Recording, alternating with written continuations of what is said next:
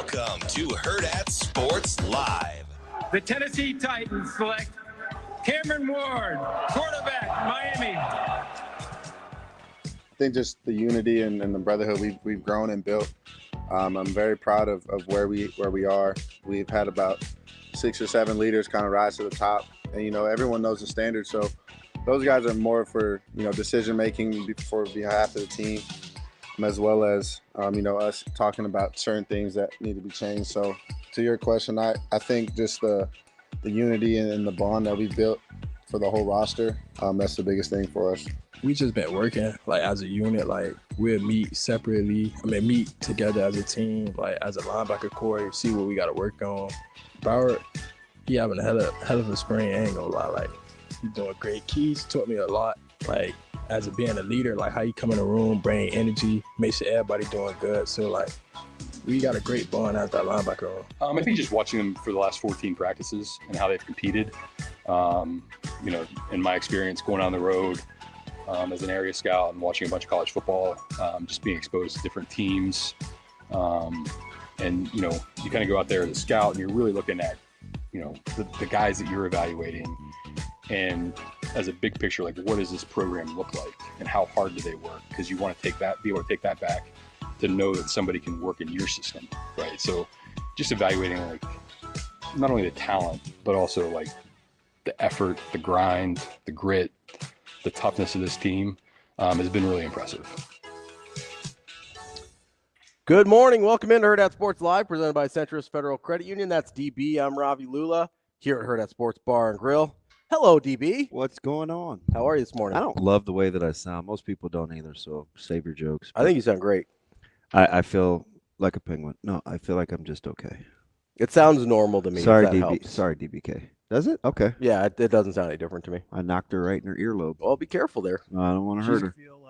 She's got a game tomorrow. You got to watch out. I think he's chomping at the bit to talk to us. We may have to throw him a bone. Sip? Yeah. We can talk Sip whenever we want. Sip out here. Drove there shirtless. Sip just out here talking reckless. Yeah. Man, I'm at the holler at our boy Sip. Maybe we'll catch him early next week, Shane, when he's not on early break with my man Jake. Don't mealy mouth me. Who actually carries that show. Good old Snaky Jake. Shout out Jake. Hope his Dolphins have a good draft. Yeah. My buddy Heath, he's a Dolphins guy too. There are some random Dolphins fans in town. Kevin Cooler. Is he? Huge. Wow. That is from recording Husker Sports Nightly. I just want to hear my voice. Like the butler, Mr. Deeds. Echo. Oh, there you go. Very sneaky. Is that? Yeah. That is my mother. Was that childish? Do you like how I just did that? I don't even know why. Well, listen, so we're out here, right? I thought of being at the movie theater in Council Bluffs with the great big Taj Mahal. No. Have you been there before I say the rest of what I'm going to say? Because it's not, I didn't mean it like. Ironically, I've been to the real Taj Mahal. I have not been to that one. So anyway, it gives you Taj Mahal vibes. Okay. Because the ceiling is super high and it's domed and it has some sun, moons, and stars and quasars. Okay. Elroy Jess. But it echoes in there. Oh, sure. Yeah. So that's what it made me think of. I'm sorry for the reference so early. No, it's all right. Taj Mahal's a work of art. No, your boy, man. So you're struggling a little bit this morning. Yeah, I'm hurt. I'm deathly afraid. Yeah. You come in limping, and you've yet to tell me what happened. Yeah, it's embarrassing. And so, I don't know, people probably don't have their cameras rolling, but if anybody was at school pickup yesterday, and it was during a torrential downpour, they saw your boy. Oh, did you eat it? Bad. Oh, no. Bad. So I waited. I was being a super big baby because I was contemplating going back to dinner in Lincoln. And I'll get to that in a second. And so it's torrential downpour. Yeah, it was nasty out. And I'm waiting. And you have to be buzzed in. Oh, okay, yeah. So what do? I wait for somebody else to go first. I'm like, when they go in and they get buzzed, I'm going to time it. And I'm going to sprint Oh, and no. I will not have to wait. Oh, no. So I get out of the vehicle, and I cut this thing at it was more than 90 degrees. Ooh. But I had those stupid slipper, those Nikes, those knitted, those fly knits. Oh, yeah. And I've slipped in here, Yeah. right? Yeah. I mean, biffed it. Oh, no. So did your knee hit the ground first?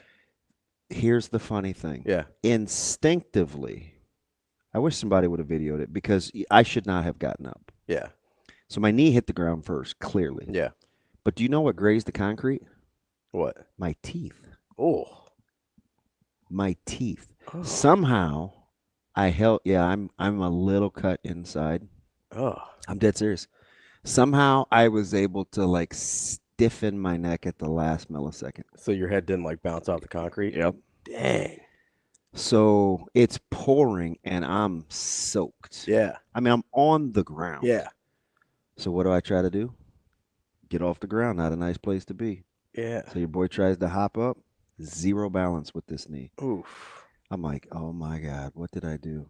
So I hobble to the door. I'm like, oh my God, oh my God, oh my God, oh my God. I even wait for the buzzer. I'm pulling on the double doors. Yeah. Because there's a lady in there. And I'm hurt. I'm close to tearing up. Yeah. Right? So lady's like, well, there is another door. I was like, just eat it, just eat it. I didn't even go down the hallway to get Zoe. I waved the dude. Yeah. And he knows, he's on the walkie-talkie, Zoe Benning. She met me down by the door and she goes, what is wrong with you? It's like, That's probably exactly how she said it, it too. is. It is. So I unlocked it. I kept the truck running. Yeah. Or whatever you call that vehicle. And I said, hey, Zoe, get in on this side closest. Daddy will be there. Mm-hmm. So she books it down the stairs and gets in. Your boy had to just hobble through it. Yeah. Oof. Yeah.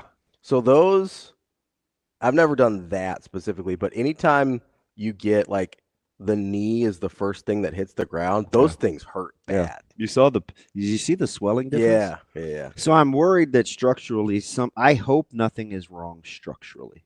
Well, so the good news is. But the swelling is, I cannot. Concerning.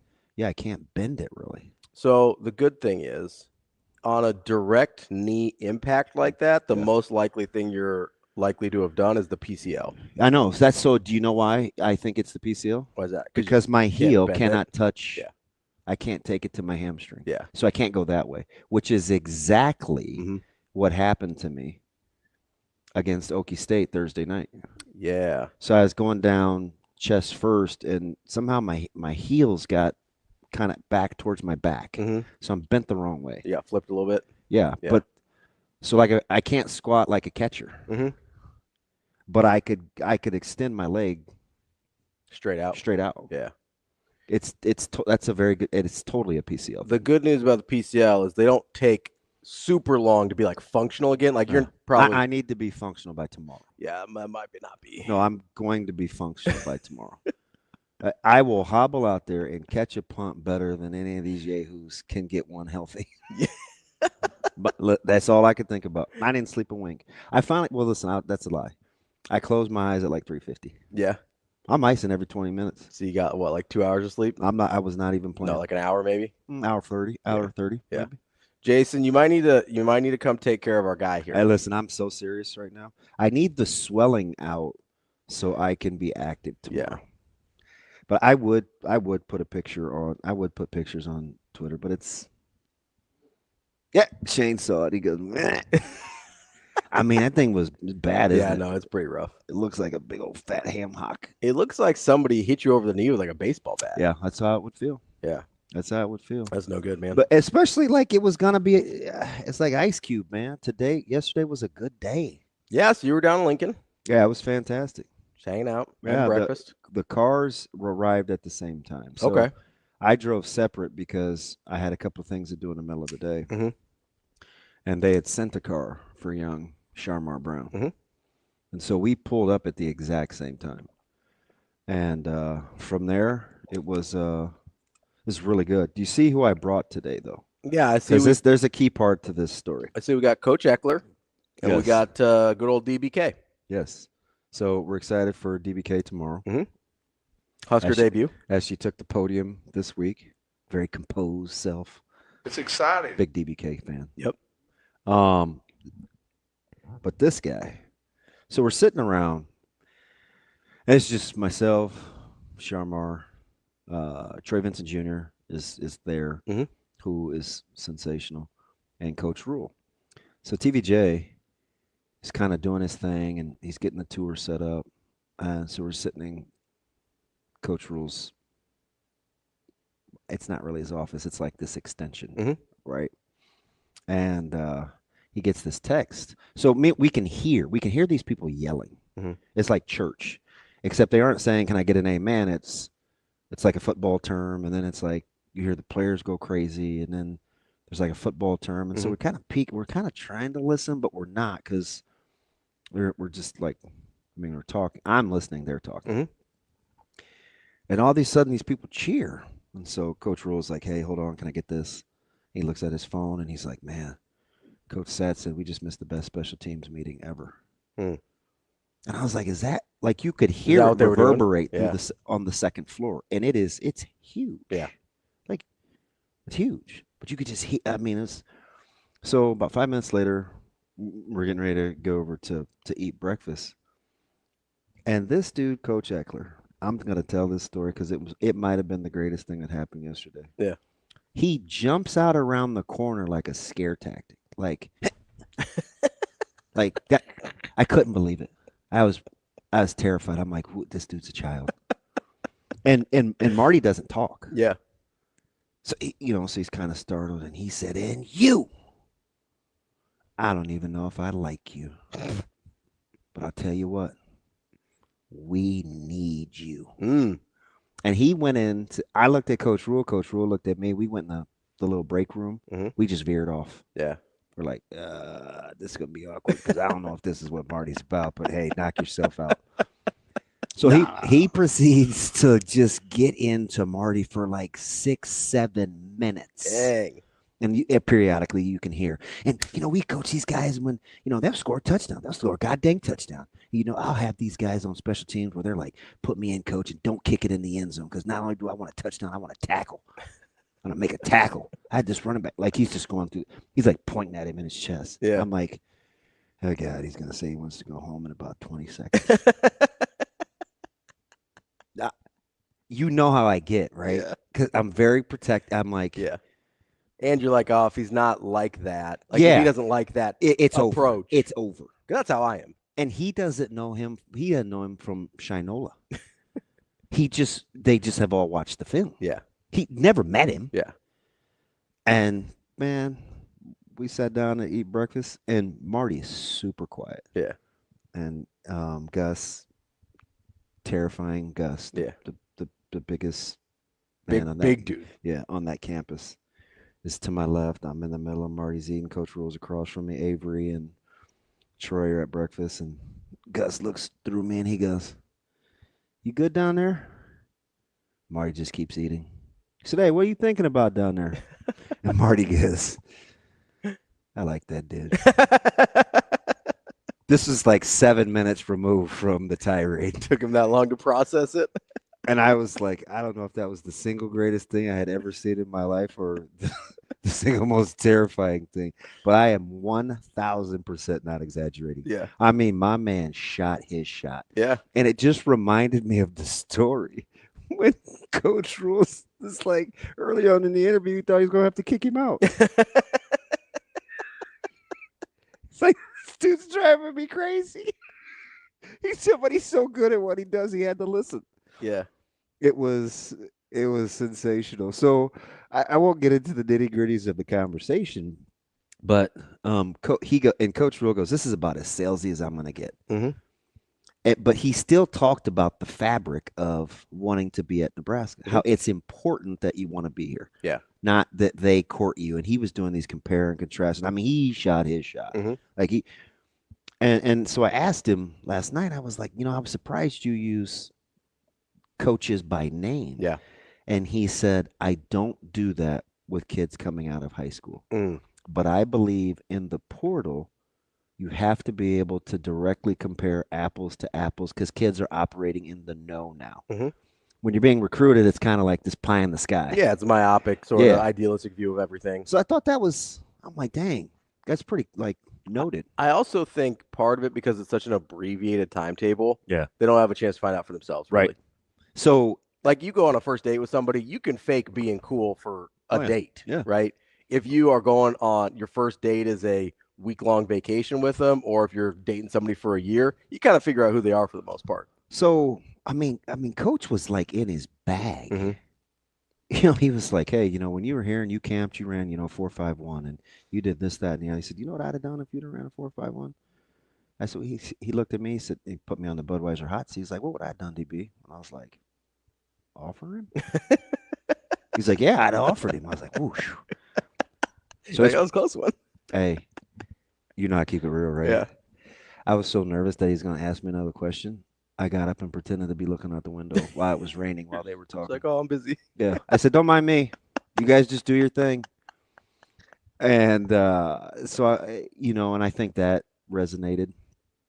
And he knew like almost everything that would have happened on his trip to Miami because he didn't get back from Coral Gables until Wednesday. He didn't text me until like 9:30. He said, hey, my bad. Earlier, I just landed. And I was like, oh, no problem. Like, just want to make sure, the car will be ready, whatever. Yeah. And so they're talking about dinner, and Coach Rule is making sure he understands, like, being real. I want you to see a pad at practice. I want you to see how we do business. I want you to be around the guys. I want you to eat where you're going to be eat. If you want to go to a 5-star restaurant, he goes, hey, trust me. I can get rid of these coffee stains on my sweatshirt. I can get the sleep out of my eyes. We can go have a nice dinner. But that wasn't really in the plans because it was just going to be that morning. Yeah. And some of the afternoon with the football guys. 5:30. Where do you think they're going? Casa Bovina. Dinner. I said to Sharmar, I go, you're still there? He said, yeah. About to go eat dinner. I was like, isn't that something? It was crazy. It was so organic. Yeah. I was blown away. And you know who went to the dinner? Who's that? Troy Dannon. EJ Barthel. Okay. Dana Holgerson. Okay. Matt Rule. Yeah. And the Hammer, Julie Rule. I was going to say, the boss. Couldn't believe it. I'm like, isn't that? Don't ever mistake bidding wars for authenticity. Because they're just not going to play that game. And it just blossomed throughout the day. You think Miami's AD went to dinner with him? No. I'm not going to put him on Front Street. He gave a tremendous analogy about being accessible and really loving your players as a head coach. And guys being able to knock on his door. I'm not sure about what Mario's going to do, but I do know that I was like, oh, that was fire. So it was, and that's not even his style. Like, he doesn't know. That was about as impromptu. Yeah. And I'm wandering throughout the building, and he's like, hey, lost you. We're here, here, and here. And I was like, well, I'll be there if I can get there. Like, you got too many red scan things. Like, you boy ain't got free access, So it was just like real fluid, and we're talking, and he's meeting a lot of the guys, and you just hear Coach Barthel. He's like, hey, I want Brown with me. Brown, get over here. And they were like thick as thieves. Yeah. So, I mean, we'll see. I mean, he's going to take his time, but, I mean, they shot their shot. Yeah. They shot their shot. So what you mean to tell me is that the rumors that Nebraska was passing on him do not appear to be accurate. Okay, so who started that? I don't know where it started. It got aggregated pretty quick, though. Yeah, and I get, so, like, if you would say to me, if you'd be like, man, DB, Nebraska kind of waits for it to come to them. Yeah. I would say you're probably right. I think that's fair. They are not going to chase. No. Contrary to, they didn't do it with Rocco. They didn't do it with Pritchett. And you get all these reports, well, Spindler's waiting. Nah, listen, man. Spindler had what he was going to get. Mm-hmm. He had to decide if this what was he wanted. He had to decide if this was going to be for him under these conditions. You want Nebraska, in my opinion. You want Nebraska approaching the portal the way that they do. They are not just about to go all willy-nilly. You better pull that Kenny Loggins. You better meet them halfway or they're out. Like they just are. Yeah. They're going to be like that with local recruiting. They're going to be like that with national recruiting. They're quietly confident that their culture will sustain itself. Yeah. And they rolled the dice. They rolled the dice. You know, they didn't get the in-homes that Cal got. They don't call every day like Rivera. They weren't out in front like KSU. They're not offering the most money like Miami. But they did it. They did it how they had to. You know, I still can't believe that dude was there for. I mean, he's there all day. Well, they were going to send for his mom. Yeah. Like, hey, you want us to go pick her up? I was like, can I get a ride? I don't like putting miles on my vehicle. I borrowed my mom's car. You know? Like, hey, send the car for me, man. What are we doing? Nah, because then you can't leave until your boy gets antsy. Until they want you to leave. Yeah. I mean, Foreman was I like sometimes you just got to get away, man. You know, I can't be stuck. I need to have access. I was getting killed yesterday, so I'm like, I need to be a moving target. Yeah, I mean the issue with chasing is a lot of times when you're chasing, you make bad decisions. Yeah. And decisions that you normally wouldn't make, especially again, the abbreviated timetable on transfers is a real thing. Yeah. And it doesn't allow you to do a lot of due diligence. And I think an easy filter of whether or not you're going to kind of be about that life or not is to see if they meet you halfway. Yeah, and here's the deal. How many other schools, like, you know, is Emmett Johnson going to eat lunch with you as a guy that's in the portal? Yeah. You think he feels threatened? Like, that's just not the vibe. Apparently not. It's just not the vibe. Yeah. You know, and then you watch, again, who had a fantastic day running the football? Yesterday? Yeah. I don't know. I wasn't there. Makai Nelson. Oh, yeah. Okay. Yeah. Shoot. Listen. Pretty good? Didn't bat an eye. Yeah. Didn't bat an eye. Hey, man, nice to meet you. Cool.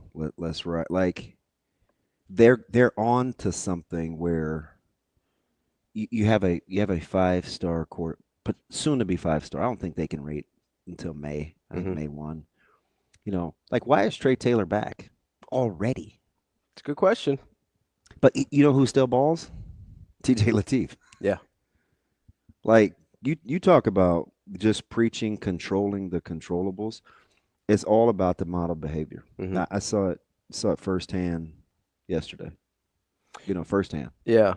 I do think it's really interesting the whole like narratives versus reality thing. Yeah, I was talking to my man. You're 100% spot on with whatever you're about to say. Excuse me for interrupting. No, but I was talking to Denny, Yeah. our friend. No, are we calling him Denny or Dennis? Dennis. We're calling him Dennis. Yeah. So I've been talking to him the last couple of days because he's all in on kind of following this saga. And the first thing that he said to me was, it was based on the perception that he was reading from recruiting sites. Yeah. I mean, because it's out there. Like, and that he was like, perception's out and there. he said it's inexcusable for Nebraska to let Brown do X, Y, and Z. And I'm talking to him. I'm like, where'd you get that? And he said, your fellow. He told me. And I was like, Dennis, none of those guys are as close to this as I am. Especially this one in particular. Like, this one is in my wheelhouse. Because Like, you and Marty are close. just listen to me. Yeah. Like, this is what's going on. Yeah. But I did say, it's the same thing I said to Shafe, too. I'm like, I do see, he's not crazy. I do see where the perception is that Nebraska is hands off. But they're hands off compared to what everybody else is doing. Yeah. They're not hands off compared to them doing their own due diligence. Yeah. They are the quintessential, and we'll see if it catches up with them or not. Yeah. But they're the quintessential walk down and get them all, or run down and get one. They're going to try to get them all. Yeah. But they're going to take their time. Yeah. So I told him, I'm like, I'm not even mad at you for saying that. Let me just walk you through how it's really going. Yeah. Because I can see based on your vantage point why you would feel that way. So I think there's a couple things here, and it's ironically enough one of the obstacles that Nebraska has to overcome with the Marty Brown recruitment, and that's how things used to operate before Rule got here. I think the perception is that if Nebraska, with previous staffs, wasn't sprinting full speed ahead at a target, then they weren't interested. Yeah. Because that's kind of how it operated, right? Either they were all in or they weren't interested at all. And when you've got a different approach to things, and you have a team that operates honestly like a program that's won more than they have in the last few years. Yep. Like that's So that's kind of the rub. That's right? funny. They do carry themselves as a like team they've already got there. that's coming off 9-10 wins. So we'll see how that plays. Yeah. But one of the things that I do like is they have conviction. Like they're just not going to compromise. Yeah. So I'm with that because I think that has to come first. Yeah. I really do. And I'm not just saying that because it's Nebraska. I mean, you look at what we had to do at the current high school I'm at, right? Some guys can't play. Yeah. That we've had to not let play. And some guys aren't in that building that wanted to be in this building that could clearly help us win games. Yeah, but you were convicted about how you Just, did things. just wasn't gonna. It's not gonna work. Yeah. So I gravitate towards that because I think you do have to stand on business. Yeah. 100%. Coming up next, we're going to talk to Michael Severe with a little NFL draft. He's this early? I believe it's the only time we had for him. I just got done texting this dude late at night. That's. By the way, we don't. He's up. I've been texting. We don't agree on anything. You and Severe? Oh man, this might be. And if he's feeling a little surly, he may be out. He may come get your boy. I'm excited. You're excited for him to go on. No, I'm excited to talk to him about NFL draft. I don't know if he'll be nice or not. We'll see what happens. I know. I intimated that he was moving the goalpost, and he didn't take the bait. He was more mature, and he said, "Well, we agree on this, this, and this." I said, "Oh my gosh, he must be sleepy." He didn't choose violence. He must be tired. No, because I was shocked when I hit send. I was like, "Dang, pull that back, pull that back." I ain't trying to fight at 10:30 at night. Unsend. Pull that back. Is that why you went a little quiet in the group text after that? Because you were busy fighting with Severe? So can I just say this real quick? Yeah. The level of anxiety that I never exude, that you never see outwardly, was in full manifestation last night until pick 21 was had. Yeah. Yeah. You were just, I mean, pins and needles. Locking it down. It doesn't have anything to do with me. But I was like, please don't do it. I mean, it kind of does. Please don't do it. Please don't do it. And they didn't do it. But now it's like, and then Amazing Daniel like peed in my cereal. He's like, well, what are we gonna do now? I was like, I don't know, D. We're gonna make that deal for Cousins. I was gonna say, and hope that because we don't have a second rounder. No, but maybe they make a move with one of their assets like Pickens or somebody and to move back up, and get a quarterback. I don't know, man. Shedeur, knock it off. No, Cleveland goes first today. Maybe they take him. Sounds like they're not enamored with him. I don't know. I want to know what happened. Oh shit. I also gotta be careful there, DB. We'll get to Severe here, but I also want to know what's going on. Like, I can't imagine how bad the medicals have to be on Will Johnson for him to be where we're at right now. I know, man. My heart broke. We'll get to that and a lot more NFL draft stuff coming up next with Michael Severe. That's DB. I'm Ravi. Lulla. It's Hurrdat Sports Live. We will be back.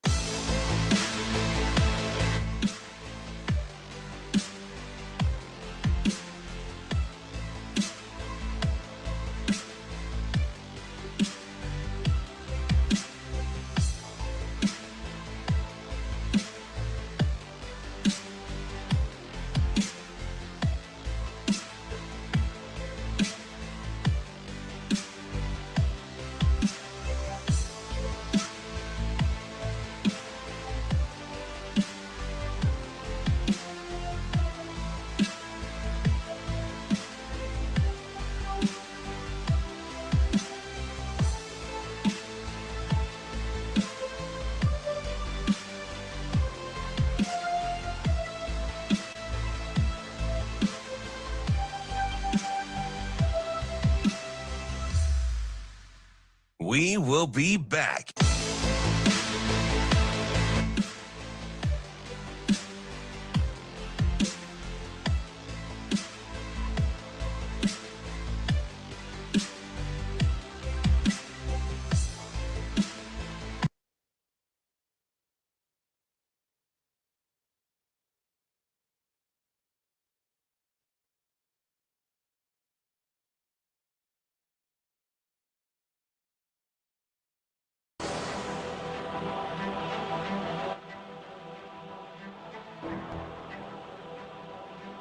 You're listening to Hurrdat Sports Live.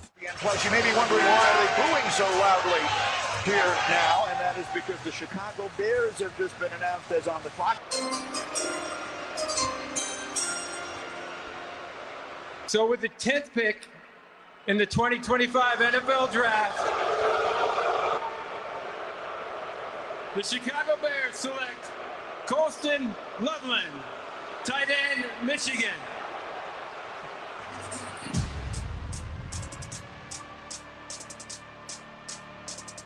We're back here on Hurrdat Sports Live. That's DBM Ravi Lulla here at Hurrdat Sports Bar and Grill. Don't forget, you got 75-cent wings all weekend, Saturday and Sunday, right here at Hurrdat Sports Bar and Grill. Make sure you come out to either location, La Vista or Gretna. Shane, do we have Severe? He's here. Oh, look at my man! Look at my man chilling in the ride. All right, we got our guy, Michael Severe. What's going on, Michael? For some reason, the phone won't hook to my car for some reason. You know, it's just that kind of morning where I thought I get in the car early, Logan's running a little late.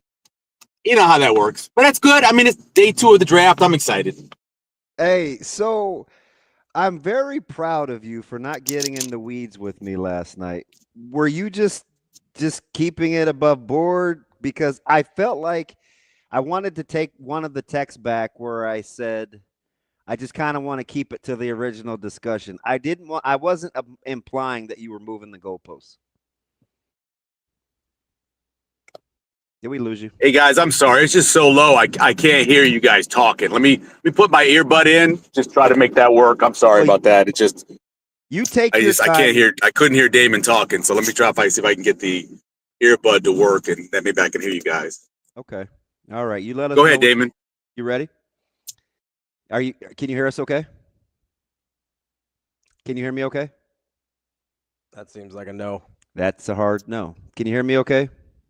No, I can't. I can't hear you guys. It's screwing up. I don't know what's going on with this whole thing. I'm sorry. I apologize. I can't get it to go louder, and it won't go louder, and it won't switch over to the car. And is this the only time you have? I think to have Shane call me would be the best thing to do, because I can't get this thing to switch over to the car. Yeah. It wants to keep playing the draft from last night, so just call me. Sorry. All right. I don't know what's going on with this thing. Call Shane. I like his patience. You could tell that's a guy that's done live shots and not have it gone the way that he's wanted to, because he didn't panic. Yeah, he doesn't like freak out or anything. He's like, I'm a cameraman. I lost him. He's in the TV business for a long time. Oh man. I saw you moved that knee too fast at the end of the last break. I saw that. Yeah. You gotta be careful here. You like the camel hump through the old material? Yeah. It's my favorite. Jason, our guy might need a shot of some kind. I'm just gonna put that out there. Yeah, I need to get through anything competitive that they ask me to do tomorrow, because I still don't know what that is. Jason, hit us up. We might need a little help here. I believe we now have Michael Severe on the phone. Michael, how are you? How we doing? Can you hear us?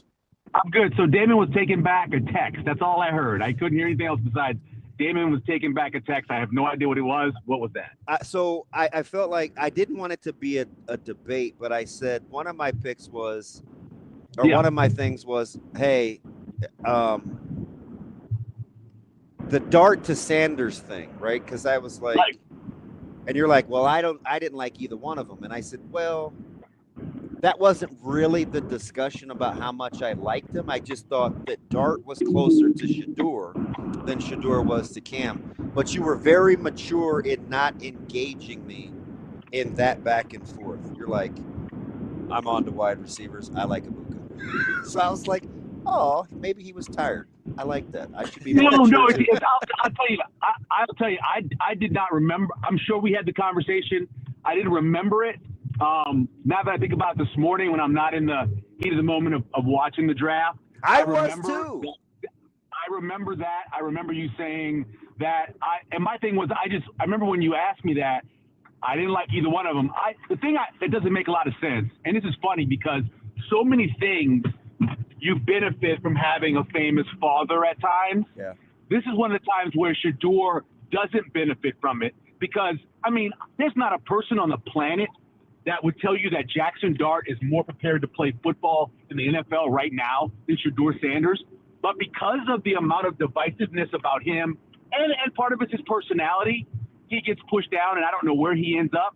But I know right now, if I had to put a quarterback on the field and you gave me either one of those guys and said start now, there's no way I would pick Dart. I mean, the man can't have to do a second read. He's a guy that when the pocket's clean, he's incredible. Look at his clean numbers under the analytics. He's great. But as soon as he's got to go to a second option or it's over like 1.8 seconds, it's brutal. And so, again, I get why the Giants went with Jackson Dart. It makes sense for what they want, and I hope it works out for him. I have a lot of Giants friends that are fans, but I personally don't think it will. Now, maybe Shedeur falls to a place now where he should have been all along, middle of the second round, but we'll see. Michael, is there a pick? I know you kind of put your list out on Twitter last night of guys that you particularly like from this draft. Did you have a particular fit in personnel pick from last night that was your favorite? It's funny that you mentioned the word fit because there are guys I really like who got drafted in spots, but then there's guys who I just think are great fits. And I've told this to Damon forever. The Steelers have a great talent of just sitting in a spot and getting the guy that if you were going to sit there and play that game where you match the words up together, every time they do that. Now, you need to replace Cam Hayward. He's now, 61 years old. You need a guy to go and take his spot. I think they maybe have him. I think so. They drafted a perfect replacement. I mean, if you would have asked me, take everything out of it, what Pittsburgh probably needs the most, and they do need a quarterback. I mean, that's pretty obvious. I would have said, this is the guy. Harmon makes the most sense because he fits what they want to do with their system, and they get a guy for another year at least to train him in the system. Yeah. So I think what Pittsburgh did, I think what the Ravens did, CeeLo, I think what and I thought what Kansas City did sitting there, Josh Simmons could have been a top 5 pick, easily a top 5 pick. But he gets hurt for the 5th game of the season or whatever, and maybe people are downgrading for that. But just watch his tape. I think he's the best offensive lineman in the draft. I really do. I think everybody did. Isn't that the thing? I think most people did. I think because he's the only guy that anybody talked about as, that's a top 5 talent if he's healthy. I know Will Campbell actually goes in the top 5, but there's not a soul in the NFL that takes Will Campbell over Simmons if all things are equal, right? Well, you look. There was only. I don't know. I do think Campbell's pretty good though. No, but that's just how they think of Simmons. They still it. That didn't seem fair. I think Campbell is pretty good. Here's the thing about Campbell, and I watched him play a lot at LSU, and the man did not give up a lot of sacks. Not that Campbell. I'm talking Philadelphia. I'm sorry. Oh, okay. I thought you meant Will Campbell. No, I was talking about Will Campbell. I'm sorry. Yeah. Okay. So the funny thing about Will Campbell, though, is go back and look. There's not a lot of guys playing tackle in this league that have a wingspan under 80 inches. Yeah. And he's the shortest wingspan of any of the eligible tackles to be drafted this year, right? There's another guy who's right even with him, but he's considered to be a 5th rounder.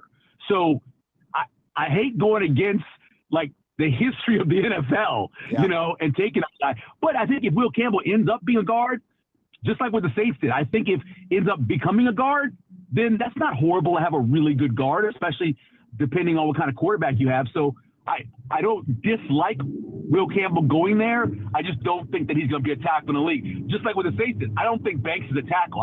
Matter of fact, I said it to him when I interviewed him. I thought he was a guard. I still think he's a guard. I think he's going to be a starting left guard for the Saints eventually. But again, they needed a tackle, and they didn't take a tackle, in my opinion. What do you think Dallas was thinking with Booker? Here's the funny thing. So I had Booker going in my little mock draft. I had him going 32nd to the Eagles, or the Eagles moving up to take him because he is an Eagles guard. I think he'd be great. Now, once you get past the moment of the draft when you go, that's way too early for Dallas, and move past that, I have to say it is a great pick for them. It's a bad spot. You trade back if you can, you get some more picks, and then you take Booker. But in the end, a big physical, nasty guy like he is, I understand why Dallas would want him, and he's going to fit right in and be good. The value for him at that point is just crazy because I don't think anybody thought he was more that he would go before 25. I don't think so. I did see one mock draft that had Dallas taking him at 12, and one of the Dallas reporters put this sheet out of top 15 draft guards who didn't play tackle in college, and none of them succeeded. Oh. So it's going to be interesting to see. Normally, if you go that high and you're a guard in the NFL, it means you were moved from being a tackle at some point in college. He's not that. He's been a guard the whole time. So it'll be interesting to see what happens with that one. Hey, did you we talked about this guy as a corner, and it was in relation to Will Johnson, who I still think is going to be a steal for somebody. But I liked Maxwell Harrington. Do you worry about the length or the kind of the brevity of his production and kind of being a testing freak? What worries me a little bit is where he went. Again, Ravi said earlier, fit, right? So he goes to a team that primarily plays zone, and we all know he's a man corner, right? Relies on his speed, relies on his athleticism. He's a man corner. So are you switching over and moving more to playing man with him, or are you trying to force him into being a zone corner, which Buffalo has done in the past, and it hadn't worked out? So that's my question with him. I think he sounds like a great kid. Listen to him talk, and I love his athleticism, but is it a good fit? I don't know. They have to change what they're doing, I guess. He's got to be able to figure out what he's doing and be able to play zone. I don't know how they handle that. So, Michael, speaking of corners, and DB just said his name, like how bad would the medicals on Will Johnson have to be for you to allow him to slide to the second round? I thought two things about him. I said this before. You said it to me. Yeah, I said it to you, and I look at it and I think to myself, if you're a corner and you don't run at all, right?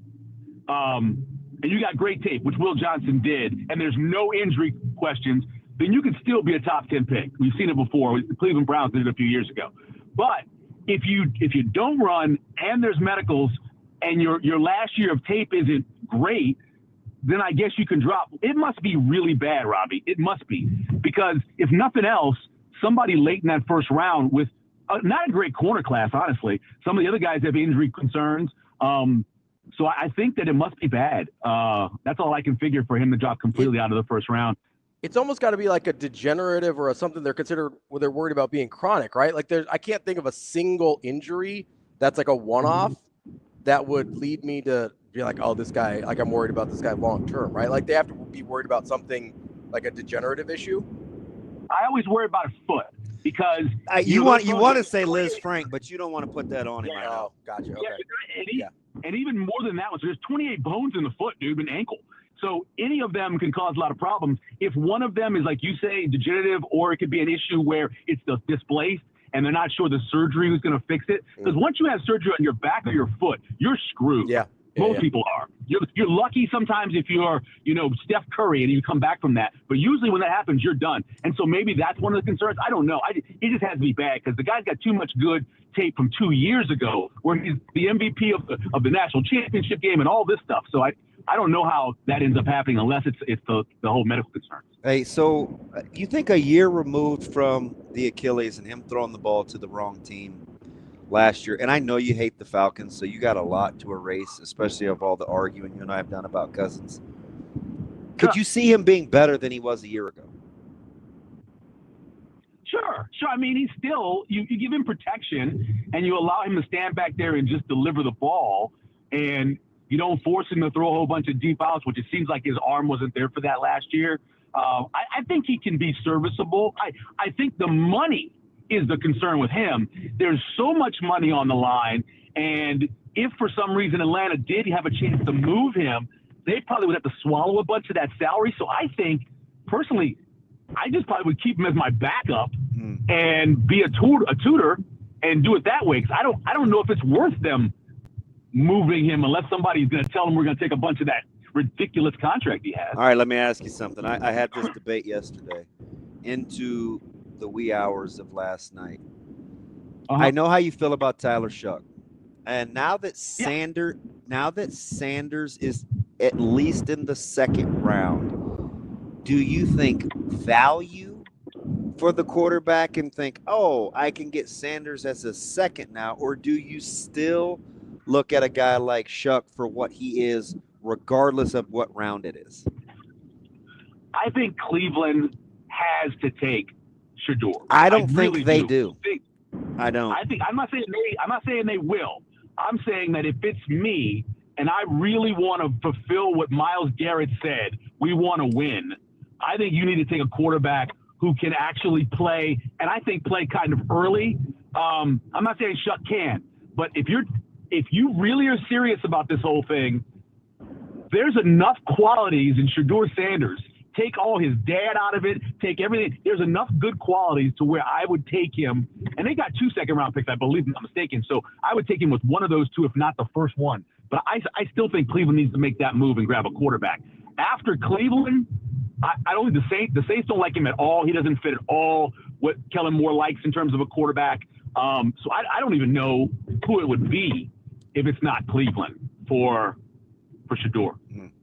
Yeah, yeah, that's interesting. There. I'm sorry, what's that? I said, unless you can think of somebody else, I don't know who else it would be.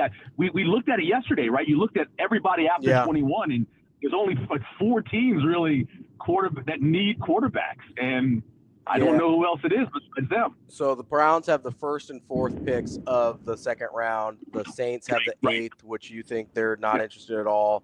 No. Yeah, I mean, you don't have, because the Giants don't have a second rounder, which they would be if they hadn't moved up for Jackson Dart. The only other team, and I kind of made this argument. With DB about their first round pick, but if you're the Jets and you go, hey, maybe I don't 100% know if Justin Fields is the guy, maybe at the 10th pick in the second round, that makes a lot more sense than a first round pick in the top 10. But outside of that, I mean, there's really not a lot of options for him. No, I think Jets are a great call, but I don't know, and obviously I don't coach, but I don't know how hard it would be to have 2 completely diversive guys in your system. Mm-hmm. And it almost makes more sense for them to take Milroe, right? Like in terms of right, because he could do other things. But I'm saying you look at those 2 guys, Milroe, and you say, okay, athletic. I know when we practice, we can do the same exact things. When we bring in a guy like Shedeur, we're not doing the exact same things, right? We have to change up what we're doing in practice, even with the system. So I don't think that would fit. But I don't know. And I think Milroe, the reason why he was there last night, people can talk about first round. I think he's there because somebody in the second round is going to take him, and it's too good of a value of an athlete. They're going to take him. And again, I know the Steelers don't have a second round pick, but I thought that'd be a great fit. I still think he'd be good there. But yeah, Shedeur, I feel a little bad for him, a little bit. I know he's a Colorado guy. We don't have any time. I do. It's okay I feel bad for him. Because some of the stuff said about him too often is said about just black quarterbacks. I understand. I'm 100%. I mean, say it for those in the back. Me crazy. It does. Like other quarterbacks say it, and you like their competitiveness and their bravado. When Shedeur says it, it's he's arrogant and he's cocky. I'm with you, and I almost never play the race card, but I'm kind of over it. And it's not like. And here's the other thing: let's not act like we haven't seen others use nepotism to the fullest. Mm-hmm. But we're mad. We're mad at Dion and LeBron for putting their kids in the best position possible. Like, we've watched people do this for years. And it's like, I mean, really, guys? Like, we're mad at this? We're mad. Yeah. When most quarterbacks are extremely confident to even cocky, it's a good thing. I mean, did we not hear Josh Allen's pre-draft interviews And we're like, yeah, man, this dude's a right. 48% completion percentage guy. Are we sure he's not delusional? and lo and behold, he is a bad boy. Now, Sanders isn't Josh Allen physically. No. But nobody saw Josh Allen being MVP candidate every year coming out of Wyoming either. Why does Sanders have to be the uppity word, right? Why does he have to be that? Why can't it just go, he went to Jackson State, which wasn't the best place for him, and succeeded, and they won more games than they ever won before. Then he went to Colorado, a team in misery, and I know it was the Big 12, but still got to 9 wins. Why isn't that the conversation opposed to the conversation of, he's cocky. He's the most confident kid I've ever heard. Well, that's bad. Like, you want a kid to walk in and go, I don't know how good I am. I certainly hope that I can play in this league. That's not what you want. And it's disgusting. If you want to tell me that there's certain throws he can't make, I'm with you on that. If you want to tell me that he takes too many sacks, I'm with you on that. If you want to tell me that his processing at times is delayed, I'm with you on all that. But all the other stuff was just disgusting. It's not necessary too. And it's always, again, it's always the black guy. It always is.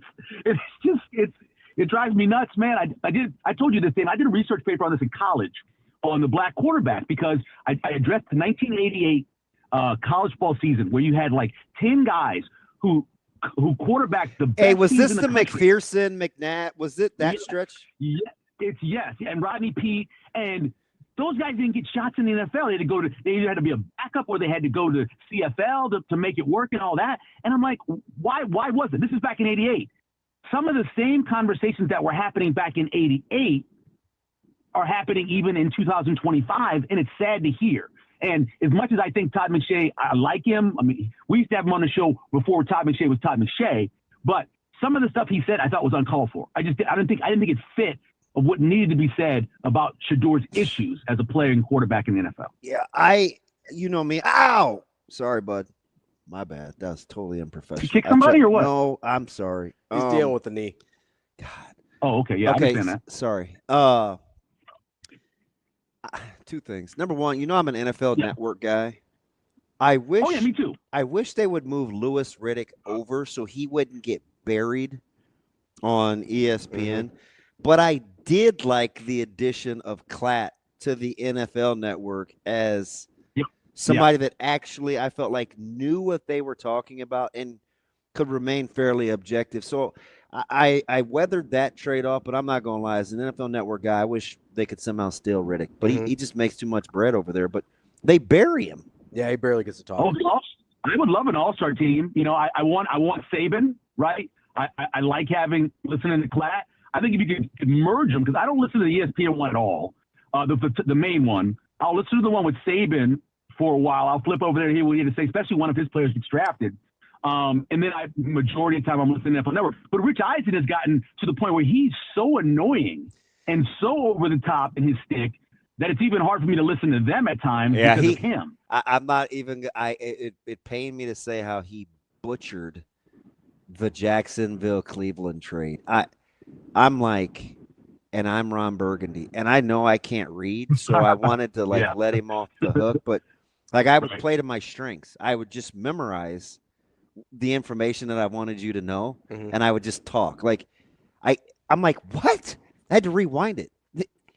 Yeah, he used to be, and he was one of my favorites, man. I mean, I watched him, way back, obviously at ESPN, but I thought when he went to NFL Network and we had him on and talked about this, that was one of the boldest moves of any broadcaster ever. He went from something that was incredibly successful to something that no one knew if it would work. A lot of people question, NFL only network? How's that going to work? What are you thinking? So I admire him for that, but now he's just gotten into his bag, man. It's not good to listen to, but a couple players I thought that I really liked that I thought were very smart. So I'm not a huge Tet person, I'm not, right? No. I think some of the stuff he does, I'm a question, right? But Carolina needed a big wide receiver because they have a quarterback who's little and can't see stuff. So hey, great job. You're stupid. Go and grab a guy who you can't miss. Now they got two of them. Now they got two big giant guys out there that's going to be hard for them to miss. So great job by Carolina of targeting what they needed and taking him. So a little guy that can't see stuff.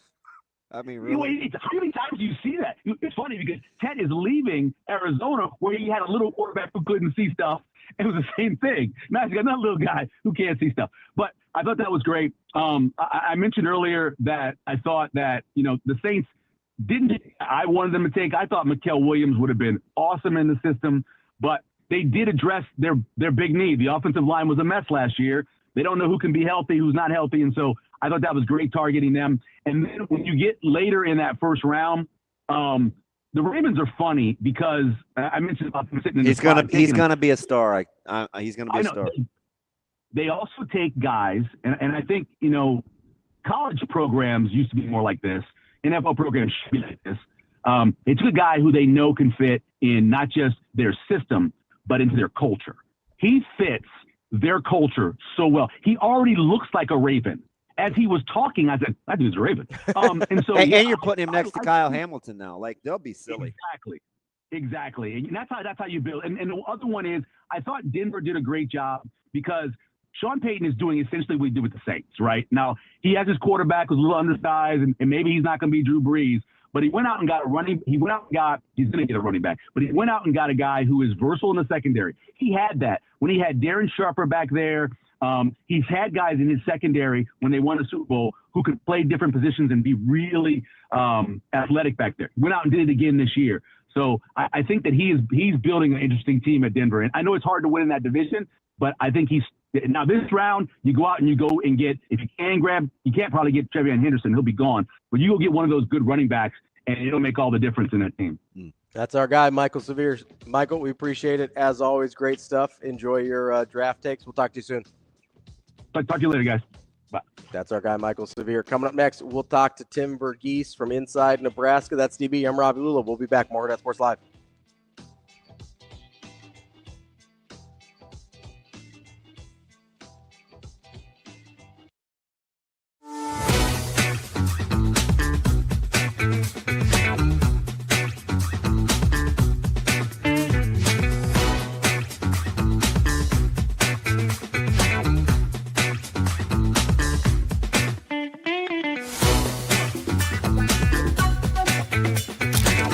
He taught me like basically personnel, like the tackle and the guard alignment. Like he'll know, like he'll call out the play before we even say height. He'll call it out. Like he'll be like pull. Like he'll let me know like what's going on before the play even starts. So like he been like teaching us the whole room, not even just me. He been teaching the whole room like how to play like fast and smart. Know your personnel, like who's coming to get you, like who's coming to block you. You know you got help right here. So.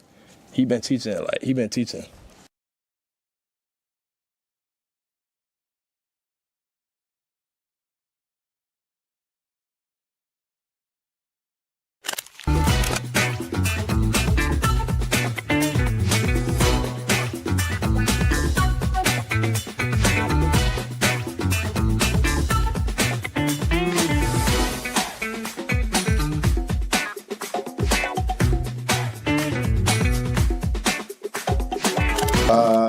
I'm not sure. I'm not aware of it. As far as playing, I won't be suiting up or playing. But I'm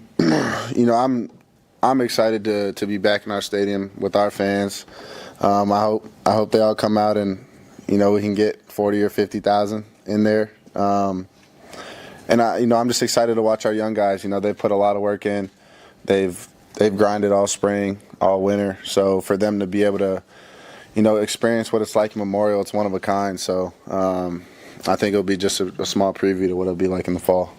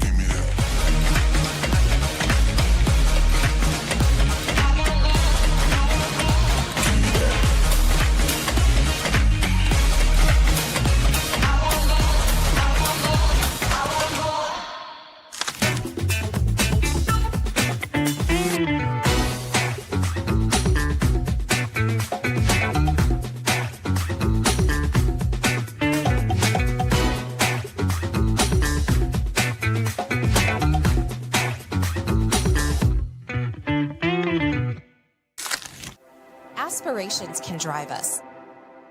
Sometimes a simple gesture is what fuels the pursuit of a dream. When it's time to make your dream a reality, we are here to help.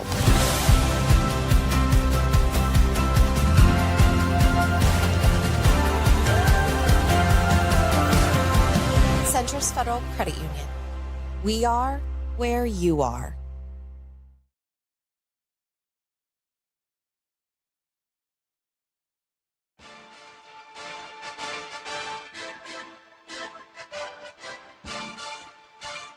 Welcome to Hurrdat Sports Live. I've really been surprised, especially the guys we're watching here and the guys that Keith and Troy and that team has identified. They're really good football players. I've been surprised at how good and how developed those guys are at such a young age. A lot of guys on defense playing with their hands at like levels I wouldn't expect, right? Quarterbacks who know how to go through progressions, receivers who know how to run routes. I've been surprised more on the positive side of things than trying to adjust my eyes to watching a different type of football. Kicking off hour number 2 here on Hurrdat Sports Live, presented by Centris Federal Credit Union. That's DB. I'm Ravi Lulla. We're joined now by Tim Verghese from inside Nebraska. What's up, Tim? How's it going, guys? So not much happening this week. Jeez, Nebraska's interesting, right? It's almost like they can go 0 to 6. It can be kind of silent, nothing. We're not hearing much to. Oh shoot, we saw it with Spindler. Pritchett probably was more of a faster, quicker burn. We've seen it now with Trey. We're seeing it with Marty. It's apparently a lot happens behind the scenes, Tim, that we're not privy to because they get to where they're moving in a hurry. They move fast. So let's start with Trey. That's one I know that people are super excited about. Obviously, the announcement or the commitment announcement date is coming up here in a little less than a week now, and he's planning to be back or is already back in Lincoln. I mean, I don't do this professionally. That seems like a good sign for the Huskers, though. Yeah, absolutely. I mean, writing's on the wall at this point. You feel pretty good about, where Nebraska stands kind of heading into this backstretch. And like we say on the flip side of things do move fast. And I could still see LSU make a run here at the very end, but I kind of have to believe just what I was hearing leading up to this week. And then now, him deciding to come back only bodes well for Nebraska, especially with the group of 27 guys they've got coming in around Taylor this weekend. I think he's going to have his peer recruiting hat on this weekend. Yeah. So, I'm just kind of watching him work, and I pitted against Latif's development, kind of what Dylan is already doing progressively. You've got Dayton in the fold. What is it about how they're doing their recruiting or the due diligence in their recruiting that you think allows them to kind of stockpile?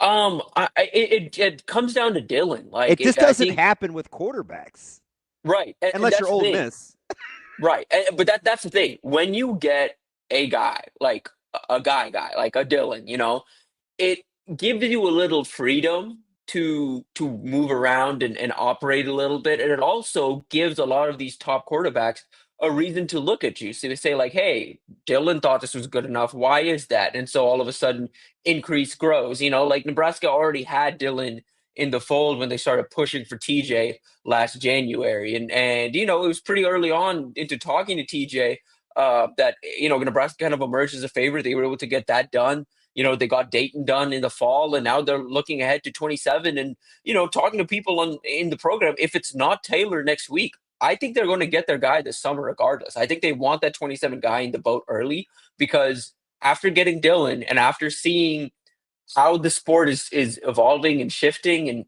and the importance of the position, but two, the importance of it in a recruiting cycle, they didn't get the benefit of Dylan, the peer recruiter, to build out that 24 class a couple cycles ago. They want the benefit of Trey Taylor, the peer recruiter, as they're building out this current class or this 27 class.